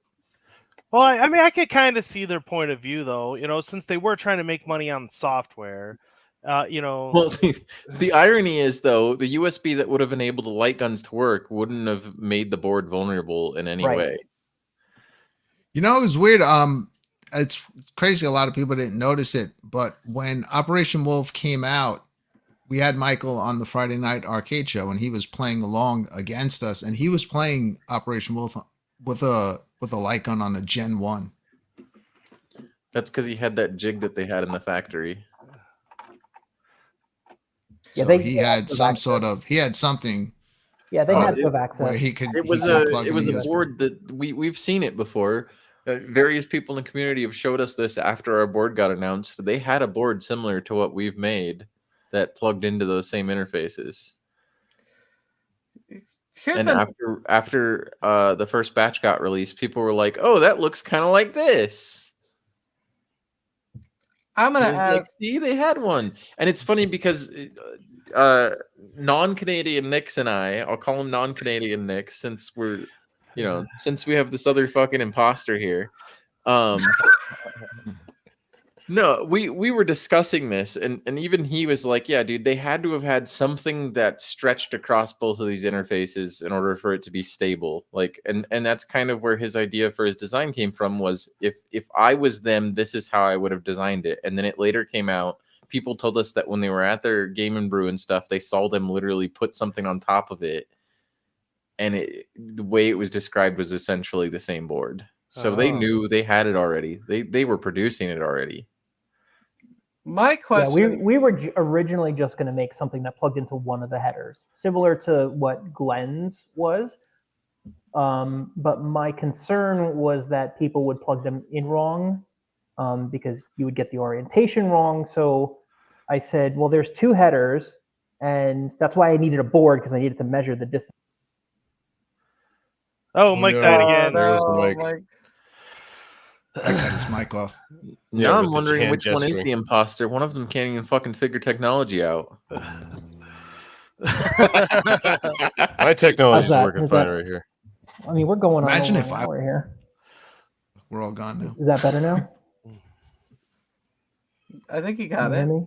Yeah. No? Yeah, we can hear you now. Yeah. I think Oh, it needs okay, to be charged. I have 2 of them, so one was charged. I have a backup. But yeah, it was like I needed to make sure that people weren't going to plug this thing in the wrong way, because the 2 connectors look identical. How do you tell them apart, right? They're 2 4-pin connectors, and even if you have they're 2 8-pin. So even if you have the right one, do you face it up? Do you face it down? So I tried to design this thing in a way that it would really only make sense to plug in one way. Okay. I I think did a good And I job. was of it. also The way you concerned. printed I was that. also concerned that when people plugged the USB cable into it, that it would pop out or it wouldn't be secure, which is why I spanned the board to go across the 2. But then once we figured out that there were USB ports on both sides, then it just made sense to have them on both sides.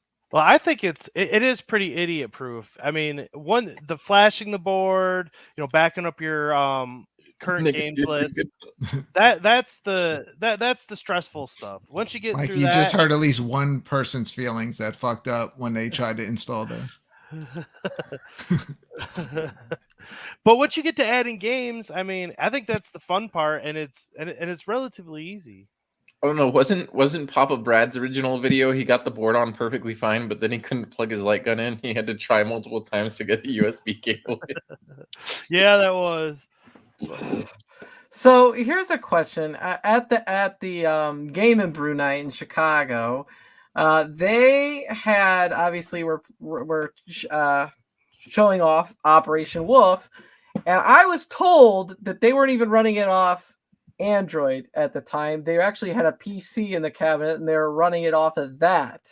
So I did some research, and I found out that there wasn't Android support for Sinden at the time, and I think that it just recently went into beta.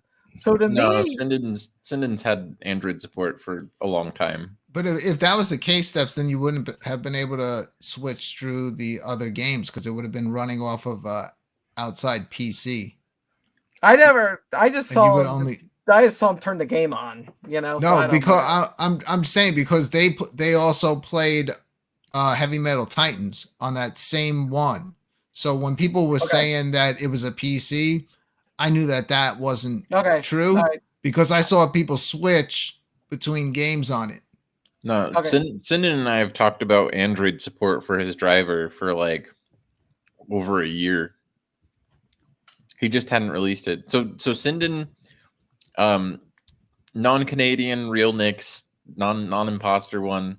I'm sorry, Canadian Nicks. You're gonna forever be called the fake one now in your chats whenever you try to stream, all because of me. I hope you appreciate it. But you know what? It's payback for you fucking posting about the gold board on every goddamn post. So, oh man, this is awesome. No, all of us have I'm getting A roasted. few of us have Get talked roasted. to Sinden quite a bit because there's some people that disappoint me in this community when it comes to light guns and stuff, and they get biased and they're like, well, screw that light gun, screw this light gun, blah blah blah, or they say they want to support one or the other. I don't really care. I enjoyed Sinden's product and I had one, and I was offered to be given one for free even, and I turned him down and bought it. But ultimately, like myself and acustomarcade's Nix and blah blah blah, we have worked as well as other people that he works with to try to improve Sinden's guns in various ways. And part of that was talking to Nix or Sinden to try to get it working in Android, or trying to get it working with a certain emulator, or even improving his driver in some cases for some of these single board computers. Like with Legends Unchained, for instance, one of the things that they had problems with was that Sinden's drivers were too demanding on that hardware, and it was slowing down performance of emulation. So it was like, I don't know. Point being, we talked to Sinden, and we actually I've talked to him about getting the Android working before I even knew iiRcade was even involved. And then later saw the announcement at the Game and Brew and was like, oh, that's why you wanted Android support. Mm-hmm. Yeah, Sinden's been cool. Just to talk to, we were like, hey, by the way, we reverse engineered your hardware. We wrote our own driver for it. It works really well. Can we do it? And he's like, maybe. So like he was cool with it. We showed him the source code. He's like, yeah, that's great, as long as you verify that it's Sinden hardware. It doesn't work with like Chinese clones or whatever. Like, cool, have fun. I think on the iiRcade, it was a great experience, except the reticle was a little shaky on the games. But that I tried to fix that in the software. I tried to enable smoothing of it, but it didn't take any effect on the cabinet when I did that. Yeah, that must be something to do with the way Sinden reads coordinates or something. The weird part about the iiRcade compared to a computer, though, when you're using his light gun, it emulates a joystick, not a mouse. Really? That is different. And it's weird because I try to update it to play back on the PC, and actually my PC's not even recognizing the guns now. It still plugs into the iiRcade, but now I plug the guns into the PC. It doesn't recognize them. Now, in the software, the Sinden software, but the PC recognizes them as cameras. But I'm trying to figure that out. So theoretically, if the Dolphin emulator was to get running, if that would be possible, because there's a ton of great light gun games that were on the Wii. I don't think you're gonna run Wii on this. Dolphin's not too hard to run though. Usually, I mean, I don't know how to do it. I don't think the arcade not on the 3399. You're not gonna run. It's not happening. All right. No, you'd need at least a 3588. Unfortunately. Mm-hmm. So I mean, there is technical limitations to the iiRcade. Obviously, it's not going to run something that a PC will necessarily. No, but like it doesn't have to, right? Like, I am one of those kind of arcade purists where I don't run anything that was never in a cabinet on a cabinet. Like I have plenty of like Raspberry Pis and Orange Pis. Hey, I got electricity back. I got this thing back on as soon as I could. Oh my goodness, my entire block was black. It's insane. I've never had that happen where I live. But all the power went out. It was crazy. But thank you guys for keeping it going. No, I just yelled at the other Knicks for a while and talked shit on iiRcade for a while and ruined your show. And no, you didn't ruin my show. I mean, you're free to come here and speak your mind. This is what the show's about. And I think I speak for Brad and maybe some else of us. Now that the iiRcade as a company is gone, like we're like we're just arcade fans. Like, I mean, it doesn't matter if you're playing on. We were always arcade fans. Like it's you know, we're trying to really be like we're independent here. You know, it's not I'm not shilling for anybody myself. You know, no, it did come off though, like you were heavily shilling against at games and saying iiRcade was the best. Well, I'll never shill against at games. I love at games. To be completely transparent with you guys, I got this thing right here. You know, which some people on our stream here. Why is it so dusty? Yeah, I'll tell you why it's so dusty. Where's the love? Where's the love? I got that thing, and the cabinet that's the Switchcade, I hooked that up to it, and I was playing Coin Ops X out of it, and then about a month later, the thing just died. It'll turn on, but I can't cycle through the games, like the joysticks or whatever. Something's going on with it, and it pissed me off, and so yeah, I'm a little jaded on at games for that reason. It's not communicating with the puck. Look at that! Look at that! Look at that! How clean! See, that one's clean like a mother. Yeah, boy! I played so much Robotron on this thing. I actually cracked it from playing so much Robotron. I believe it. Check this out. I'm going to show you. Believe it. I hear how so much as in one game. Look at that! Look at that! I put a crack in it from playing so much Brad Robotron. is. But He is. Look at that. I play aggressive. Look at Oh that. no, I see the crack. There's crack. Oh, I said Brad's like letting Cocaine Bear loose in the arcade. That's right, man. I love this thing, man. Bobby's loving every single one of them, saying clean all at the same time. Papa Brad, I think you've been playing too much Versus. Yeah. Well, you know, you didn't get that game, but guess what? Kids do like that game. And I'm going to stick to that. And whether you like it, you want to keep making fun of me forever about it, it's their opinion. Wait, Bears wasn't for me. Versus. Hey, and now how many people have that on their got trolled iiRcade forever off that one game. I don't see why. I mean, they were bringing games out. Who cares what they are? I don't know. Because everybody. I wants guess it Mortal depends on Kombat. how you think about it. Because But we got it now. Because we all only think about ourselves. I'm back. I can put comments up. Who is this Papa Brad character? This is the Meacadian stream. You know what we don't have, Mikey? We don't have Virtua Fighter. We It's don't. not going to work. It doesn't work in MAME. What is it? Virtua Fighter 3 would run. That's a Dreamcast. Yeah, I've got that on running on the Awesome Sauce build. Well, we didn't ask about that. Yeah. Fake Hey, Nick. just because a game doesn't run But I got it on MAME, does that mean that because some people act like if a game is running in slow motion, that means that iiRcade couldn't run it. But maybe that's so that's where I'm saying the software is the problem. Like MAME doesn't emulate Virtua Fighter 2 well because it's isn't that Sega Model 2 or something? Yeah, it is. Yeah. And the problem there is like most Sega Model 2 thing. emulation was closed source that did well on PC. I think Sega Model 3 was the same way. And it's all like what people decide to focus on. Like what a lot of people lose sight of is these projects like MAME and all of that are passion projects. It's not something somebody was paid to do. Right. So unless somebody had a specific interest in that game running on this very specific hardware, the software is not going to do it. But that doesn't mean the hardware isn't capable of it. Mm-hmm. And they also tune different versions of MAME for different games. And they also break compatibility with games. So something that used to run great in like MAME 2003 does not automatically work great in MAME 2010 or 2016 or 2015. It's the you have to get the ROM set for the version of MAME that you are running, and you really need to know how to maintain ROM sets with like Clear MAME Pro and the DAT files and all that stuff. And if you're not doing that, you're going to have a hard time getting these games running properly. Well, the other reason why I said MAME was bloatware earlier and said that it's not really the best emulator is because it's in its name, multi-arcade machine emulator. It's not targeting one specific thing. Running everything. If you're not targeting one specific thing, you can't optimize towards that thing. Like it's just not possible.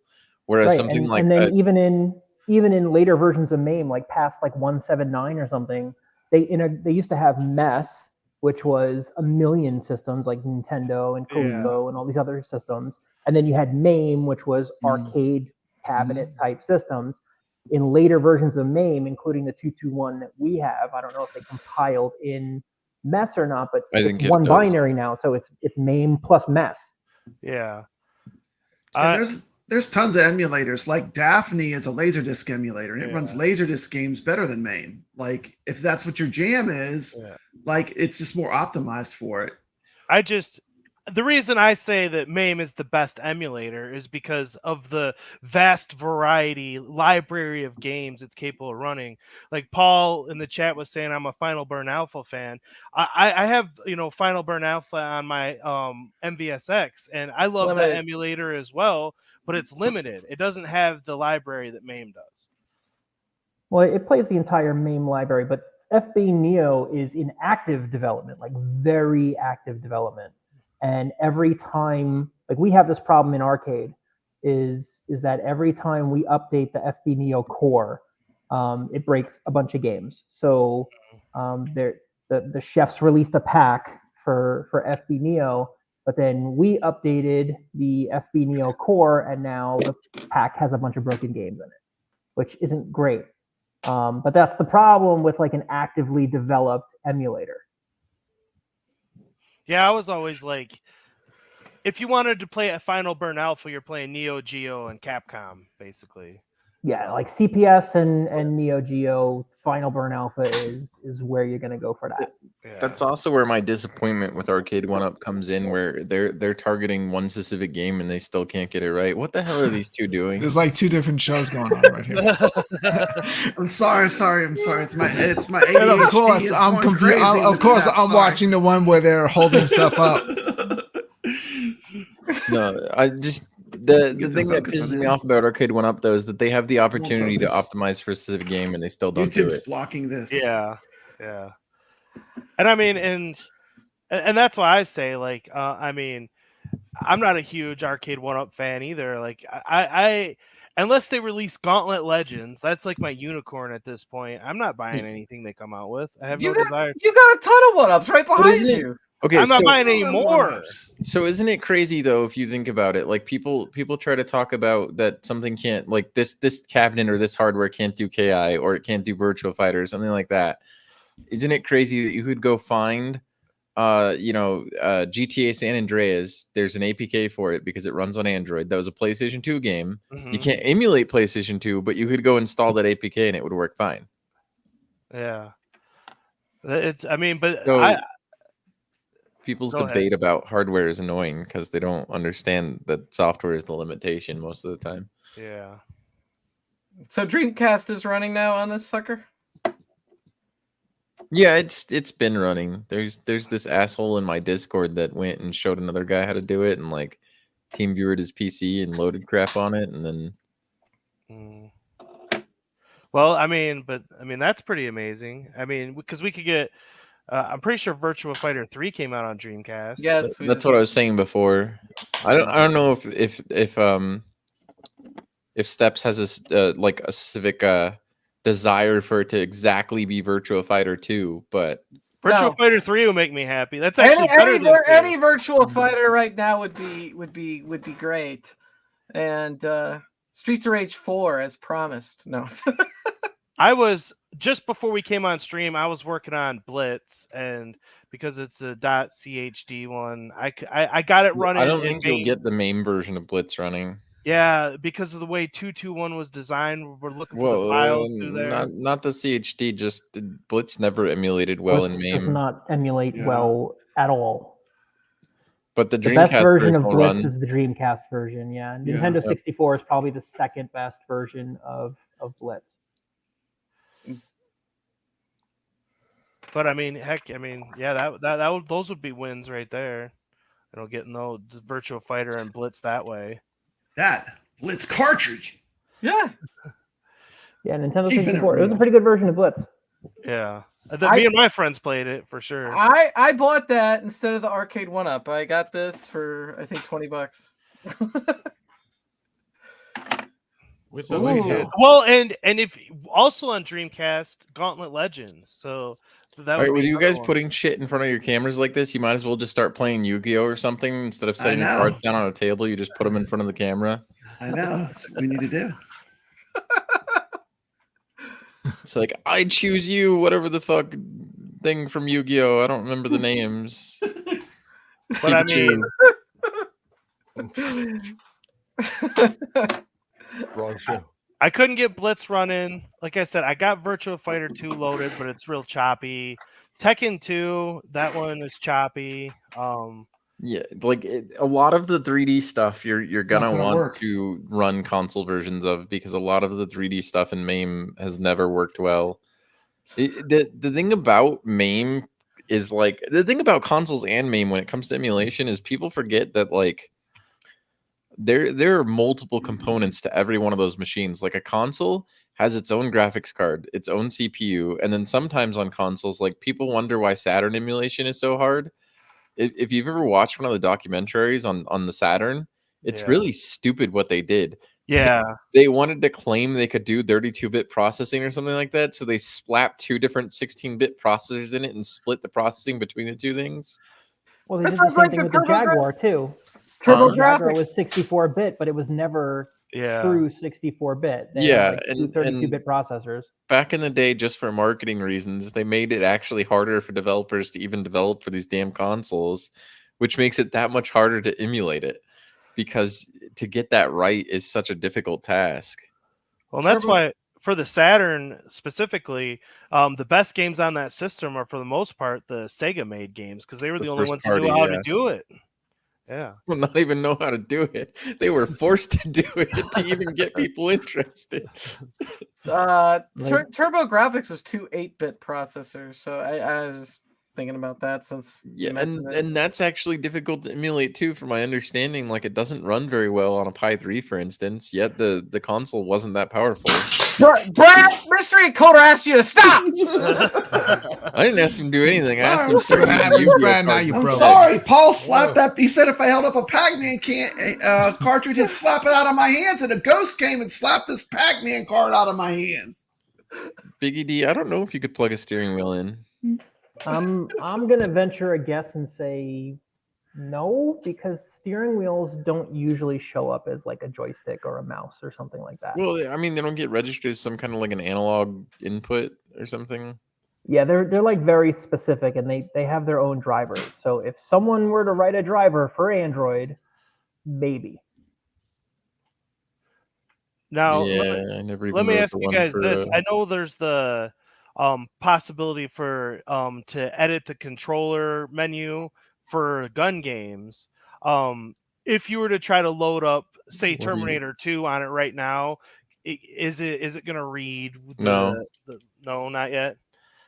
So it requires a MAME config. So because we can't access like the tab menu for MAME and stuff, what I've had to do is make the MAME config on a PC and then push it to the cabinet separately.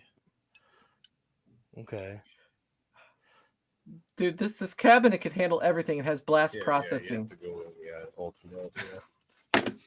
No, I don't know, but yeah, like I said, 3D gaming, you're probably better with the console versions instead of the MAME versions, but the console versions will come later. The goal is to kind of make a way to easily install Redream and then make it launchable from like the stock interface, so that you don't have to like navigate 2 separate menus. You can just launch it as if it's a game that's installed like anything else. That'd be beautiful. Yeah. And that's part of the reason why I haven't like detailed anything about Redream yet, is I don't want people to have to like navigate it and stuff. The reality is, like, I'll be perfectly honest, I feel like the majority of iiRcade users were idiots that didn't know how to use emulation, so they bought an iiRcade. So I want to keep it idiot proof. Guilty. Because if they're all idiots, you need to have the application idiot proof. Well, thank you for idiot proofing the Mystery Encoder. I'm not even trying to be insulting. I almost named my channel Mystery... Idiot That Can't Use Emulation, but I thought Brooklyn Menace but I'm not even trying to insult everybody wants or simplicity. offend anyone. I'm being honest about it. I'm saying, like, I want this to be as simple as possible, and for it to remain that way, where people don't have to go into a separate emulator and configure it, because then that just makes it more confusing. It does. Absolutely, it does. After explaining how to set up Fightcade to Brad, and then seeing how he was able to figure out Mystery Encoder's method here, I was like, damn, Brad figured that out right away. Brad made tutorials on it. It took me a tutorial. Brad Brad made the first Mystery tutorial. Encoder said, no one's making a tutorial. Is everyone afraid? I was like, Papa Brad's not afraid. Here I go. I'm going to do this right now. It took me 2 days to get Brad on Fight King. I'll tell you what I did. I had took so long to make, by the way. God, I had the tutorial up playing on my phone, and I had the written instructions on the laptop in front of me, and I just, read the instructions, watched that part in the video, and just, got my way through it. Like I and said, still never figured out how to configure input. I swear that there's something wrong with it, because I'm not trying to pick on you, but like I did set the buttons for asteroids, and it would just not keep. I don't know. Maybe the config in MAME is different. Probably user error. You're probably 100% right. It's an ID. I did try setting up a different control scheme, because that game uses just buttons, Yeah, But- I think I tried Asteroids at one point. It definitely is supposed to use the joystick or something, and it wasn't configured properly. I'll give you that. But that's who the hell knows why, right? Like, who the hell knows why? I mean, that game's like from what, 1979? No, it's not just that. Their MAME config is weird. You'd have to know what buttons MAME is looking for. Right. And that's one of the biggest struggles we have right now, is we don't know what buttons MAME is looking for what thing. And for each game, that's going to change. And maybe there's some default list that we should be looking at per ROM or something, and then configuring based on that. But the reality is, it comes down to like those community builds like Bobby's doing or whoever's doing. I don't know. It comes down to like hoping that they solve it for the idiots, so that they don't have to worry about it. That is true. Any chance you can play walkabout mini golf on the iiRcade? No, there's no chance. I doubt it. Maybe if it had a Snapdragon XR2 that's in the Oculus. That is disappointing. acustomarcade Nix could probably clarify on this, but why is it you believe that they've never put a Snapdragon in one of these things? Cost, licensing. You're asking me that question? Yeah. What's your opinion on that? For those of you who don't, processors are more expensive. That's what cell phones use, Mr. Encoder. Cell phones, the Oculus Quest. Yeah, the more powerful, because your cell phone is like crazy powerful for its size and stuff. Yeah, I mean, an Oculus Quest 2 runs on a similar chip to what these run. It's just a Snapdragon instead, and that's capable of doing VR, right? So. And VR is like extremely demanding. I mean, everybody had to upgrade their PCs when VR came around. Oh yeah, you're basically running everything twice. There's a couple things, and maybe I'm talking on my ass. I don't really know, but Rockchip is a Chinese company, and the Chinese government loves to subsidize Chinese companies and basically let them sell things to gain market share against other countries' economies. Qualcomm is a US company, so I don't think you're going to ever see a Chinese SoC priced higher with comparable performance than a US based SoC. And Qualcomm is a US based company. There you go. So that's why we're not seeing a Tegra X1 either. No, and those things are expensive. That's Nvidia, and Nvidia's not gonna give it out because they're worried about hurting Nintendo. Well, they put it in the Switch already too. Well, yeah, but I'm sure Nintendo was like, nobody else is getting this. Paul, you didn't have to worry about the Chinese tracking you. It was the Korean man in charge. The Tegra, that was in the first NVIDIA handheld that I bought. Yeah, that was Tegra, in the Shield. It's in the Shield. Yeah, the Shield. I still have it. It was in the Shield handheld. It's in the Shield TV. Shield TV, and then the Nintendo Switch. And the Nintendo Switch has a variation of it. Yeah. Yeah, that thing still plays great to this day. Well, that's the crazy part, right? Is the Nintendo Switch is based on the same architecture as well. So as these chips get better, it's like that's one of the crazy things when you think about console emulation is when it comes to the Switch or the PS Vita. They're both ARM architecture, which means that if you're running on a Pi 4 and you wanted to emulate PS Vita, you're technically running natively. You're not emulating. You're running the same instructions. I don't know. I'm one of the stupid guys. I just made everybody tune out altogether. This Yeah. entire panel just said this guy's fucking talking above my head. Well, I mean, I have a question for you guys. No, it makes sense. Have you guys ever like hacked a Switch, for example? I mean, Yeah. messed around with those? No, absolutely not. I don't want to get sued by Nintendo. No. No. That's an absolute no. Uh-oh, what's going on here? Nintendo just entered the chat. What happened? I think this is Are too you late. are you giving away a New Age toy Space Ace? No, now I'm getting active. What happened? I can't get myself out. I'm in here twice. I think, Oh, man, I think two Brads. Wait, what Hold the on. hell? What just happened? Why was there two of him? Crazy. This will be the worst giveaway in the history of YouTube, just FYI. Oh, thank you. I'm proud to have it on my channel. I just have to troll, dude. You are. No, a he troll, fucking aren't you? removed himself. Did his power just go right back out after he put the screen up? Great. This is great. I was just being funny because of the stream he did last night where they like put in hashtag Space Ace. And it was for like a Windjammers. No, Nix wants to give a few boards away in Sweet. different streams, and he asked Papa Brad if he would give one Okay. away on this Am I one. back? The I problem think- was Nix didn't realize that you guys weren't the most popular streamers on the home arcade space, you know. What? We're not? Are you kidding me? I thought it was. Oh, I thought that said 211. Damn. Sorry. Oh, nice. I would say if you are giving away one of these boards, that only put the hashtag in the chat room if you have an iiRcade and you need one of the boards. Yeah. Yes. If you already have one, And Biggie D will come up with the rest of the rules. Biggie. take it away, Biggie. Does Biggie D even have one? Biggie D has an iiRcade. Does he Yeah, have he the, has- does he have the I think he has a board I think already. he has I a don't board, know if yeah. he has a board. I think so.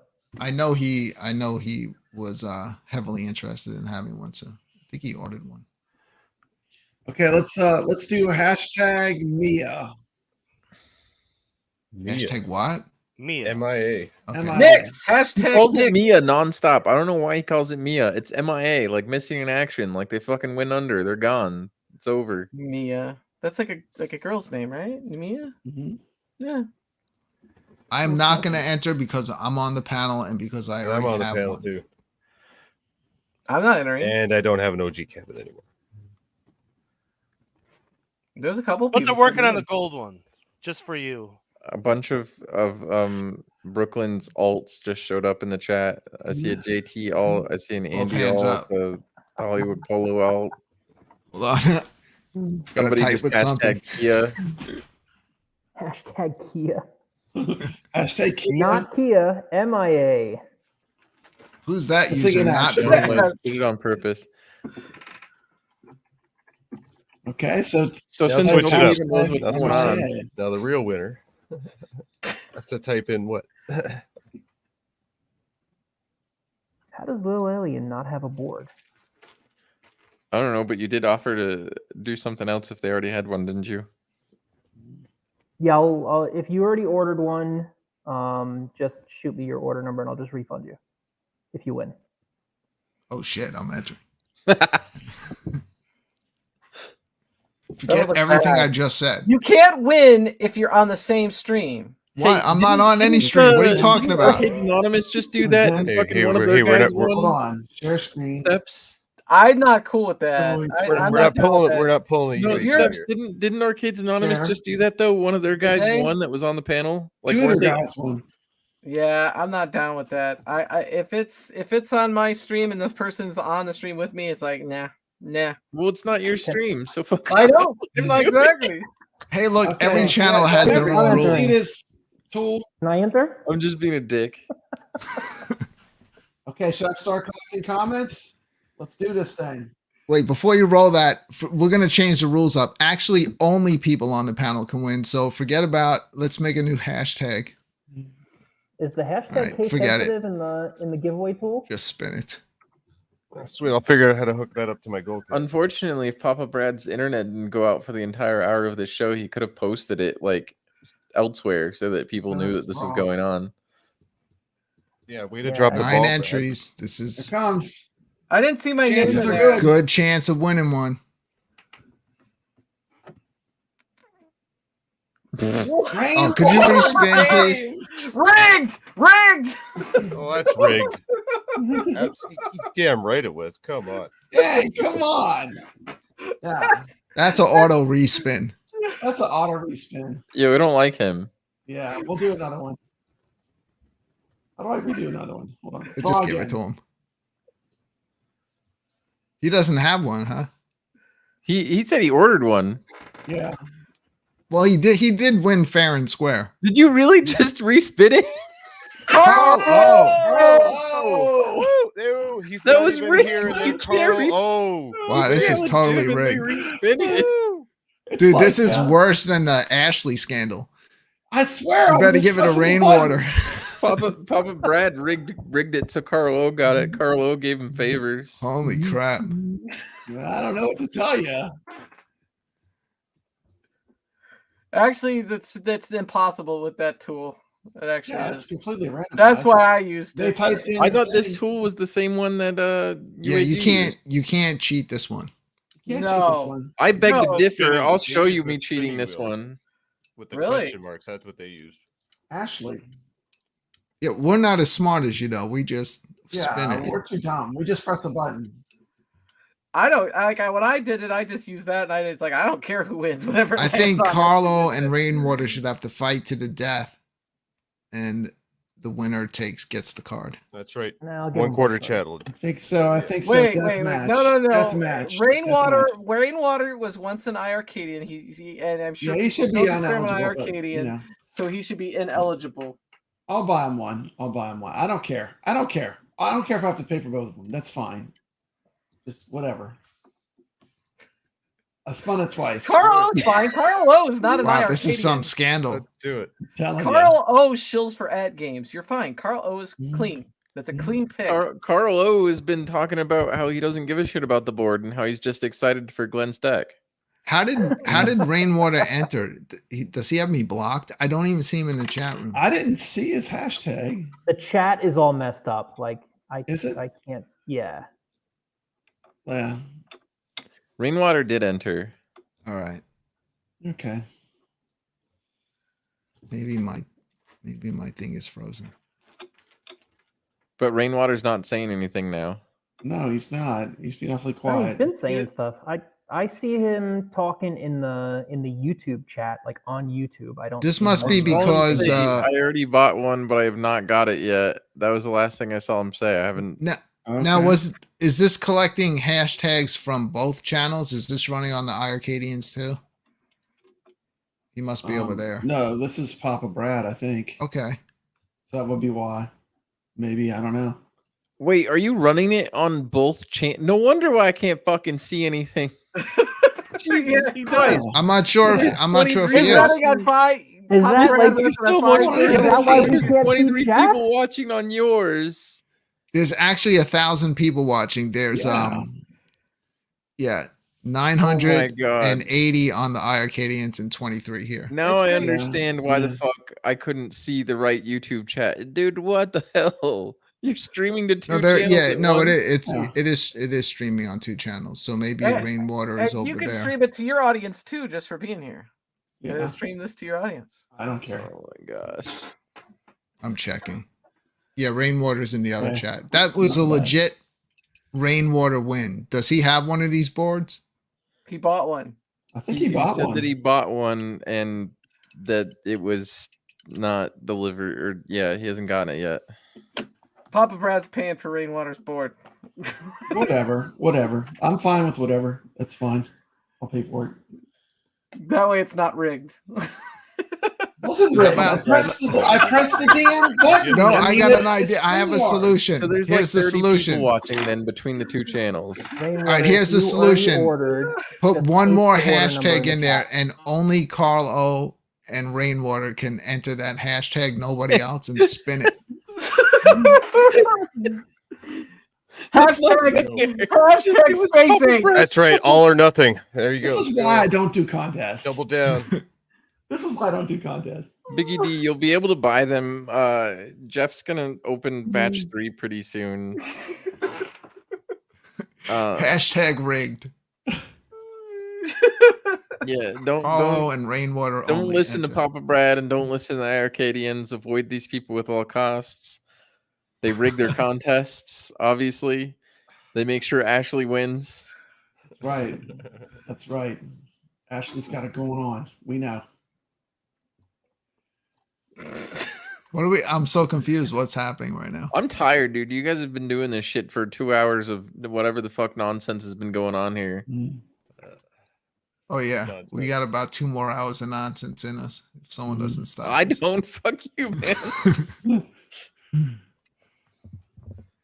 So what's gonna like? Who won? What's going? No, like yeah, Rainwater won for. I love both of these guys, Yeah, Rainwater I do and love both Carlo. these guys. It's Papa Brad's fault. Papa Brad has to figure out what to do. I'll pay for one. Just it doesn't matter. So I just refunded Carl's order. So Rainwater, if you just want to put your order number in the chat, I'll go ahead and refund yours too. Oh wow!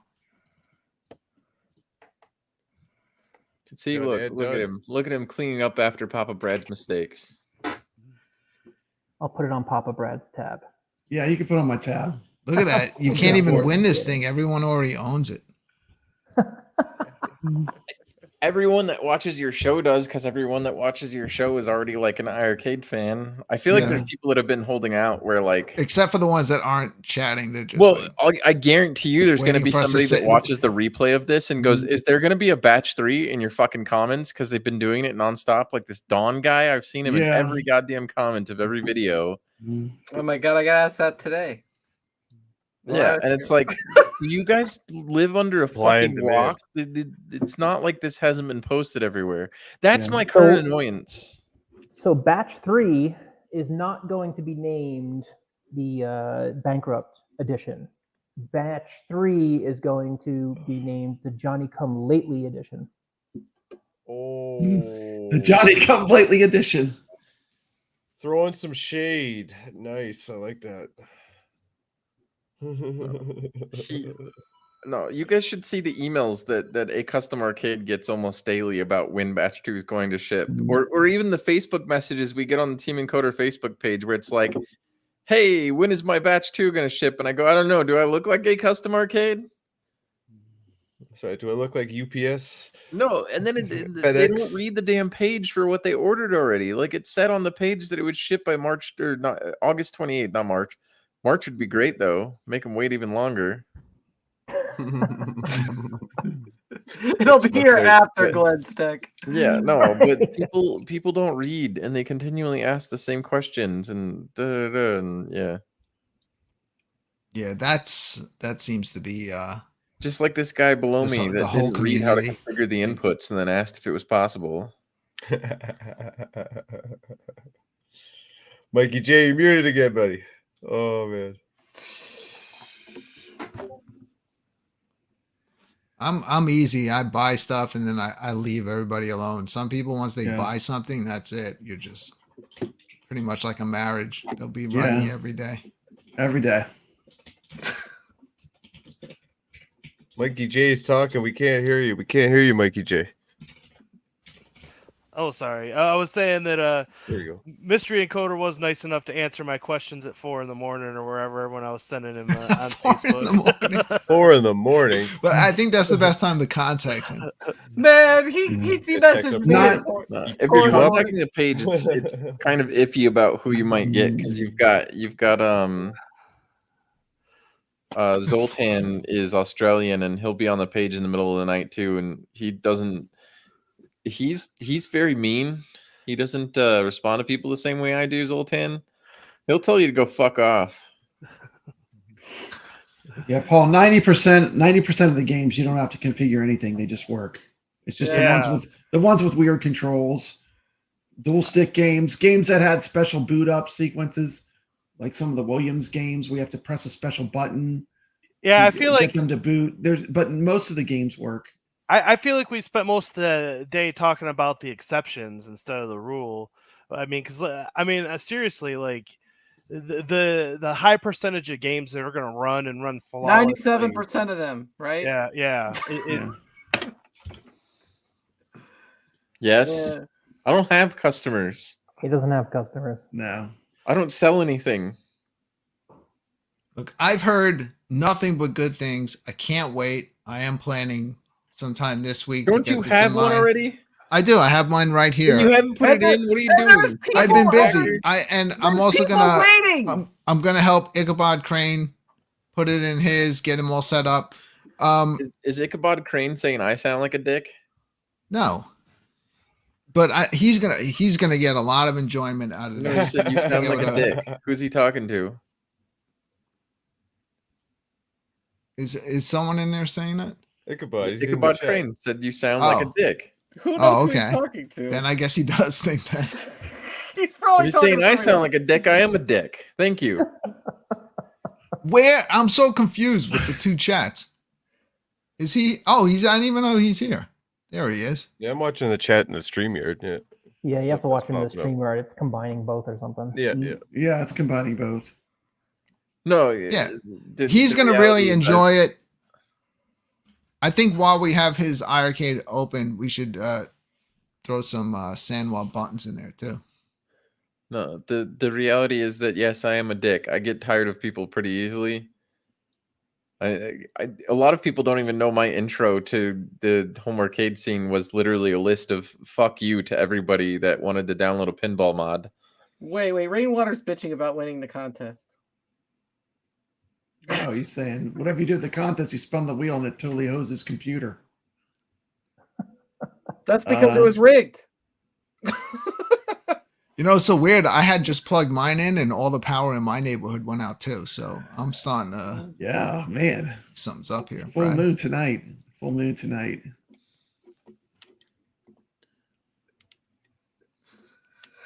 Look at that. No, so did you guys actually do streams online before when you were playing online together? Or? Yeah. You did? We did. Like online games? Through iiRcade? Breaker's Revenge. Yeah, iiRcade. All the time. That like when my show first started, that's pretty much we would talk and then play games together online. Sometimes it'd be a little hard to get certain games to connect. Now Ichabod Crane saying, "Hey everybody." You don't get to say that I sound like a dick and then say, "Hey everybody." No. Who knows who he's saying that to? Huh? Who knows who he said it to? I don't know who he was saying. You could have been named. It was me. I don't think this show ever had a script. I don't think the show ever had a script. Talking about me. Yeah, this was just a random, show up and talk. No, it was bad though because it didn't have a script. People aren't enjoying it. They're not entertained. You gotta have a script, and then you gotta stick to that script like a madman, so that the show doesn't go off track and become P-dubs. I like. Nobody found that funny that P-dubs doesn't like going off script. He runs a organized platform. Yeah. Every time that we're not on YouTube to make money. No, but every time that I've watched P-dubs, and I'm not saying this to insult him whatsoever, it's just the guy is so serious, man. He's just like everything has to be on script 24/7. I could do all that too, but that's too much work. I just edit and go live. That's too much stress and anxiety. Whatever happens. All right, I just asked ChatGPT to write me a podcast, a script on the iiRcade. And it says, speaking of games, the iiRcade comes with a wide selection of pre-installed titles, ranging from iconic classics like Pac-Man and Space Invaders to cult favorites like Street Fighter 2. That would be nice. That would be great, wouldn't it? Well, it's kind of true now. And if built games aren't enough for you, the iiRcade now supports loading your own ROMs and opens up a lot of possibilities. And the greatest part about it is it doesn't run shitty games like Virtua Fighter. Yeah, I mean, Wasn't me. It was that Chat GPT. That's The it. Chat GPT, man. King of Fighters. I'm so dumb. I don't even know how to use that. That's you guys do 1 quarter challenges too, right? Yeah. Yeah. High score. Yeah. That's one of the things that I'm interested in. Like I was checking out Antstream, and I think it's cool that how Antstream does it, where it's like a global. Did Brooklyn just freeze? Yep. No, I'm still here. No, you were frozen now. Frozen No, for a it's second. frozen. Just for a I second. don't know. Maybe I froze for a second. Maybe for a sec. No, that's one thing that I was kind of interested in trying to do is there's already ways to like hook MAME and all of that. So I think making global 1 quarter challenges or 1 life or time limit challenges would be really cool to integrate. And my idea was sort of like you turn your arcade on, and if you have a specific ROM or some set of ROMs that a challenge is happening in, you'll get prompted like, do you want to participate in this? And then you click yes or no, and then you get to go participate in it. That So would like be we great. could do it like weekly or something. Rotate it between a few games. We were hoping for awesome. that type of stuff to come down the road with firmware updates. It would. So the cool part about doing stuff like that for me is that it entices me to actually play the damn thing more too, not just mod it. Because then it's like I want to do this too. That sounds fun. You gotta have a That's- reason to play the game. Well, that's sort of why I did the leaderboards for the Arcade 1-Up Pinball. For those of you who know that I did that, was because then it gave me a reason to play. I was mad at some of the Team Encoder guys though, because we were supposed to compete on it and we didn't. I'm still reading this Chat GPT thing. It says person 2 says absolutely, and I'm like, damn. Cyrus. Oh, is that What is Mikey J Hollywood that has Polo Neo saying? This Turf is the Masters on? wacky. The wacky. What does that mean? What does what mean? What he's saying? What does that It's mean? gonna allow Oh, it. Mr. Gregory, this is wacky. I don't know. See, look how fast that is. Like how quick Mikey Who's J is just Crane? going in and out of games. Ichabod. Who is Short form. Ichabod? The one that called you a dick. Ichabod Crane. But who the hell is he? That's my friend, Who's your friend? Ichabod Crane. Who's that? See, now we're gonna go in circles. Who's on first? What's that sound? We did a show together from his what that house sounded. a week ago. They had synchronized beer popping. You didn't watch the show with the synchronized opening of beers in the ultra low tech. I think I saw it and decided that it wasn't a stream worth watching. How dare you? Dare you? The same thing happens whenever the Woman's mustache. iiRcadians comes on, to be perfectly. That's what I say in the mirror before I start all my shows too. That's what I said before I got on here.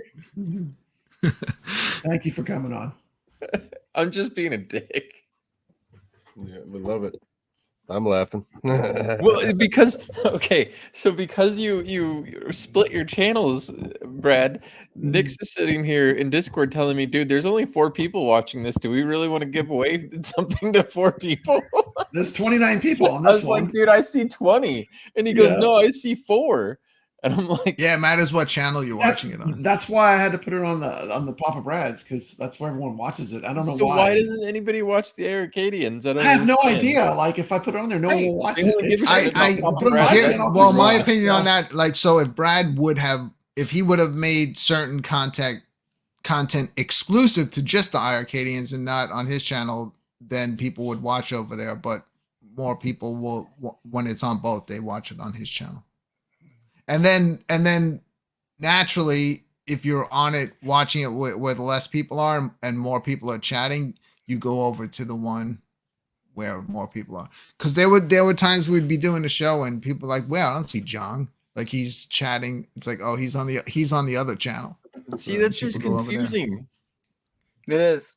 To the point where even the technical people were confused. Like, wait a second, there's 4 users. No, YouTube must be broken because I see these people chatting, but I don't see them.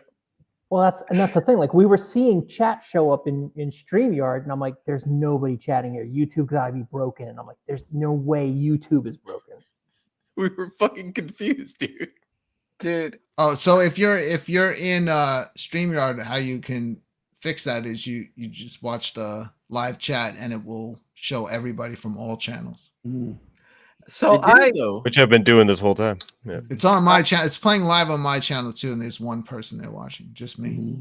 I asked That's a ChatGPT joke. It's not on my channel, Brad. about who are the iiRcadians, and ChatGPT says the iiRcadians has become a term to describe a group of people related to iiRcade or another tech-related concept. There you go. Smart. Just making smart shit up as ChatGPT. it goes, man.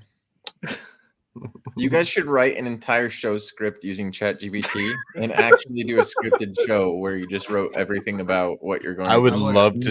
I would love to 100% see what it would write. I'm so curious. And don't break script for the entire show for an hour. Seriously, say that. Do that step. See what it says. Probably do great. Probably the algorithm would probably love it. Yeah, because we've had shows. This is real. Just type in the This show is and unscripted. yeah, a scripted show. I'm honestly All right, surprised. everyone. Featuring and like Wait, not featuring Ringo's. people I that was gonna people say, I'm like surprised that that the are going real to be in the Nick's show. hasn't Put left names yet, in there. and he's about to call it. I'm calling it. It's very late here. Okay. Well, thank you so much, Nix. It was great Jeff, meeting you. your order thank is you. already refunded. So both winners, congratulations. Everything's all set. Thank you for all your Thank you. hard Look at that. work. He wanted to do something nice and he came on the wrong show to do it. The board is top quality. I'm sorry. Hey, I'm trying to compliment him. I'm just being a dick. Good night, He Nick. rewarded rainwater of all people. All right, that's how we know it was the wrong show. I thrive in uncomfortable situations, so you can just keep going. Yeah. So how about one more thing? First One more person thing. in chat shit, who one more doesn't thing. have a board that is waiting for batch 3, hashtag Nix. And I'll send Hashtag you X. one. Who's the first one's going to show up here in our in the StreamYard chat? Here we go. I don't know if can't anybody already heard have an what he order. said. If you don't have an order, Goofy foot. Goofy foot. Close enough. There you go. Goofy Foot should have one too. yeah, He should have one for sure. I didn't even know Goofy Foot had an iiRcade. I've seen him He in does. various streams, but he does. He has a gold. There we Well, he go. has a gold. That won't work. welcome to another episode of Indie Game Spotlight. Hey, it may work somewhere down the road, so who knows? The is this- show is where this- we is delve this into it? the world of independent game development and showcase the incredible creativity and innovation happening. I'm your host, Steps, and today we have a real treat for you, a spotlight on the game Circus Interstellar, developed by Ettensoft. See? I just asked ChatGPT to do that. Does it keep going? Yeah, there's more. I just didn't copy and paste it all. There you go. Yeah, ChatGPT. Anyone want to say any nice parting words? I would like to thank Mystery Encoder for Nix for coming on the show. And Absolutely. Thank you. And thanks again for the board, guys. You guys have done awesome. Even though you're in Mystery Encoder's not the biggest fan of the iiRcade community, we still love you, loves it. man. Oh no, I'm a fan of most of it. I just don't like you. Yeah. Oh man, Well, that is probably true. But, he likes you. but I can take it. Well, I like everybody, and I also like the Mystery Encoder board. Make sure don't miss out on round 3. No. Don't be that person that when they stop making these, you're like, why didn't I get one? Because you always have that person that's like, well, I'm gonna wait, see what's working, make sure, and then don't wait. 2's gone. 3. I'm telling you, they are going to stop making these. Mm-hmm. So I gave you guys a little taste. Don't miss out. Yep, you're hearing it here first, right from the source. And even if you don't 3. use the board, it makes a great little container for your weed. So it has multiple Recycle, purposes. reuse. Yes. Now you're gonna get fake Nicks to buy one. Canadian Nicks, sorry. Damn straight. Batch 3 is going to be the last big batch that I do, and I'll order a little over, and then once I sell out, I'm not going to do a big batch anymore. It's a lot of work to sell this many boards in one go. Yeah. So there you go, folks. It's a limited run. That's right. Get them while they're hot. Once I open up pre-orders for batch 3, I'm going to keep it open for 3 weeks just to try to catch as many people that wants one, you can get one.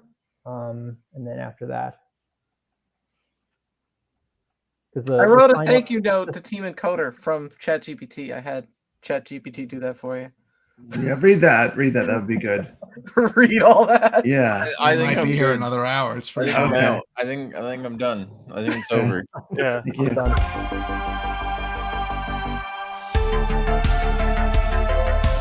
This brings me back to what I love about this amazing hobby of ours.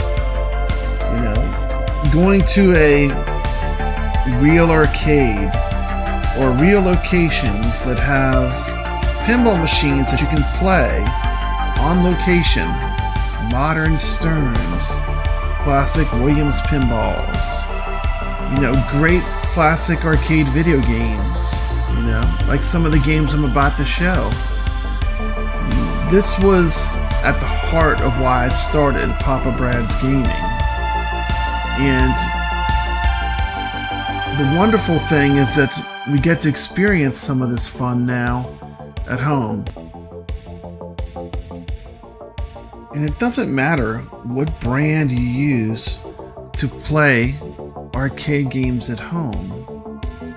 I mean, one of the great things is we have so much choice right now. We live in a golden age of home arcade. These games that were reserved as monuments in arcades, now we can play them all at home. Through emulation, through commercial products. Look at this high score on Miss Pac-Man. Pretty amazing. But, you know, playing the real machines is always what it comes back to. Look at the size of this CRT monitor. You know, I have a deep appreciation for real arcade games. And I just love it when I get to go on location and play these games out in the wild.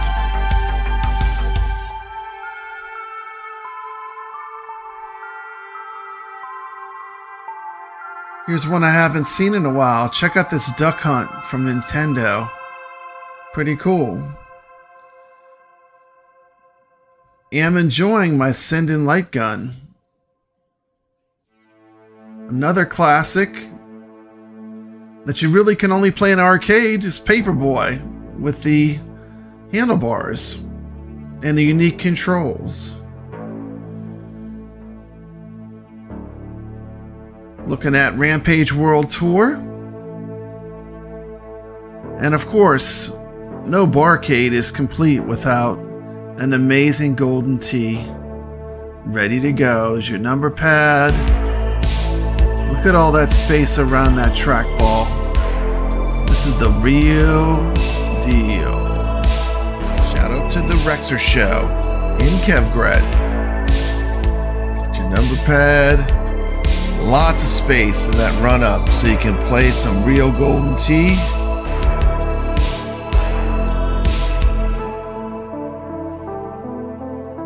Look at that party zone just hanging out there.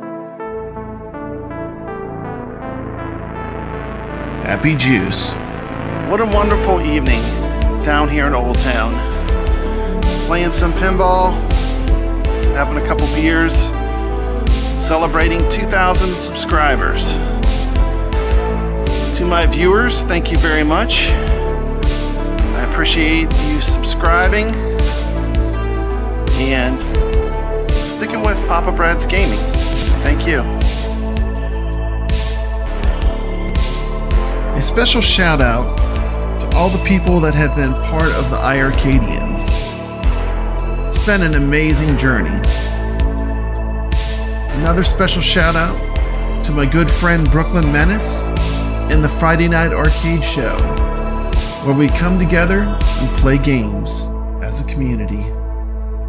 And lastly, a shout out to T. McCloskey for a brand new show that I'm doing with him called Arcade Talk. Come check it out. I think you might like it. Arcade Talk comes on Thursdays. This has been Papa Brad reminding you to always stay legit.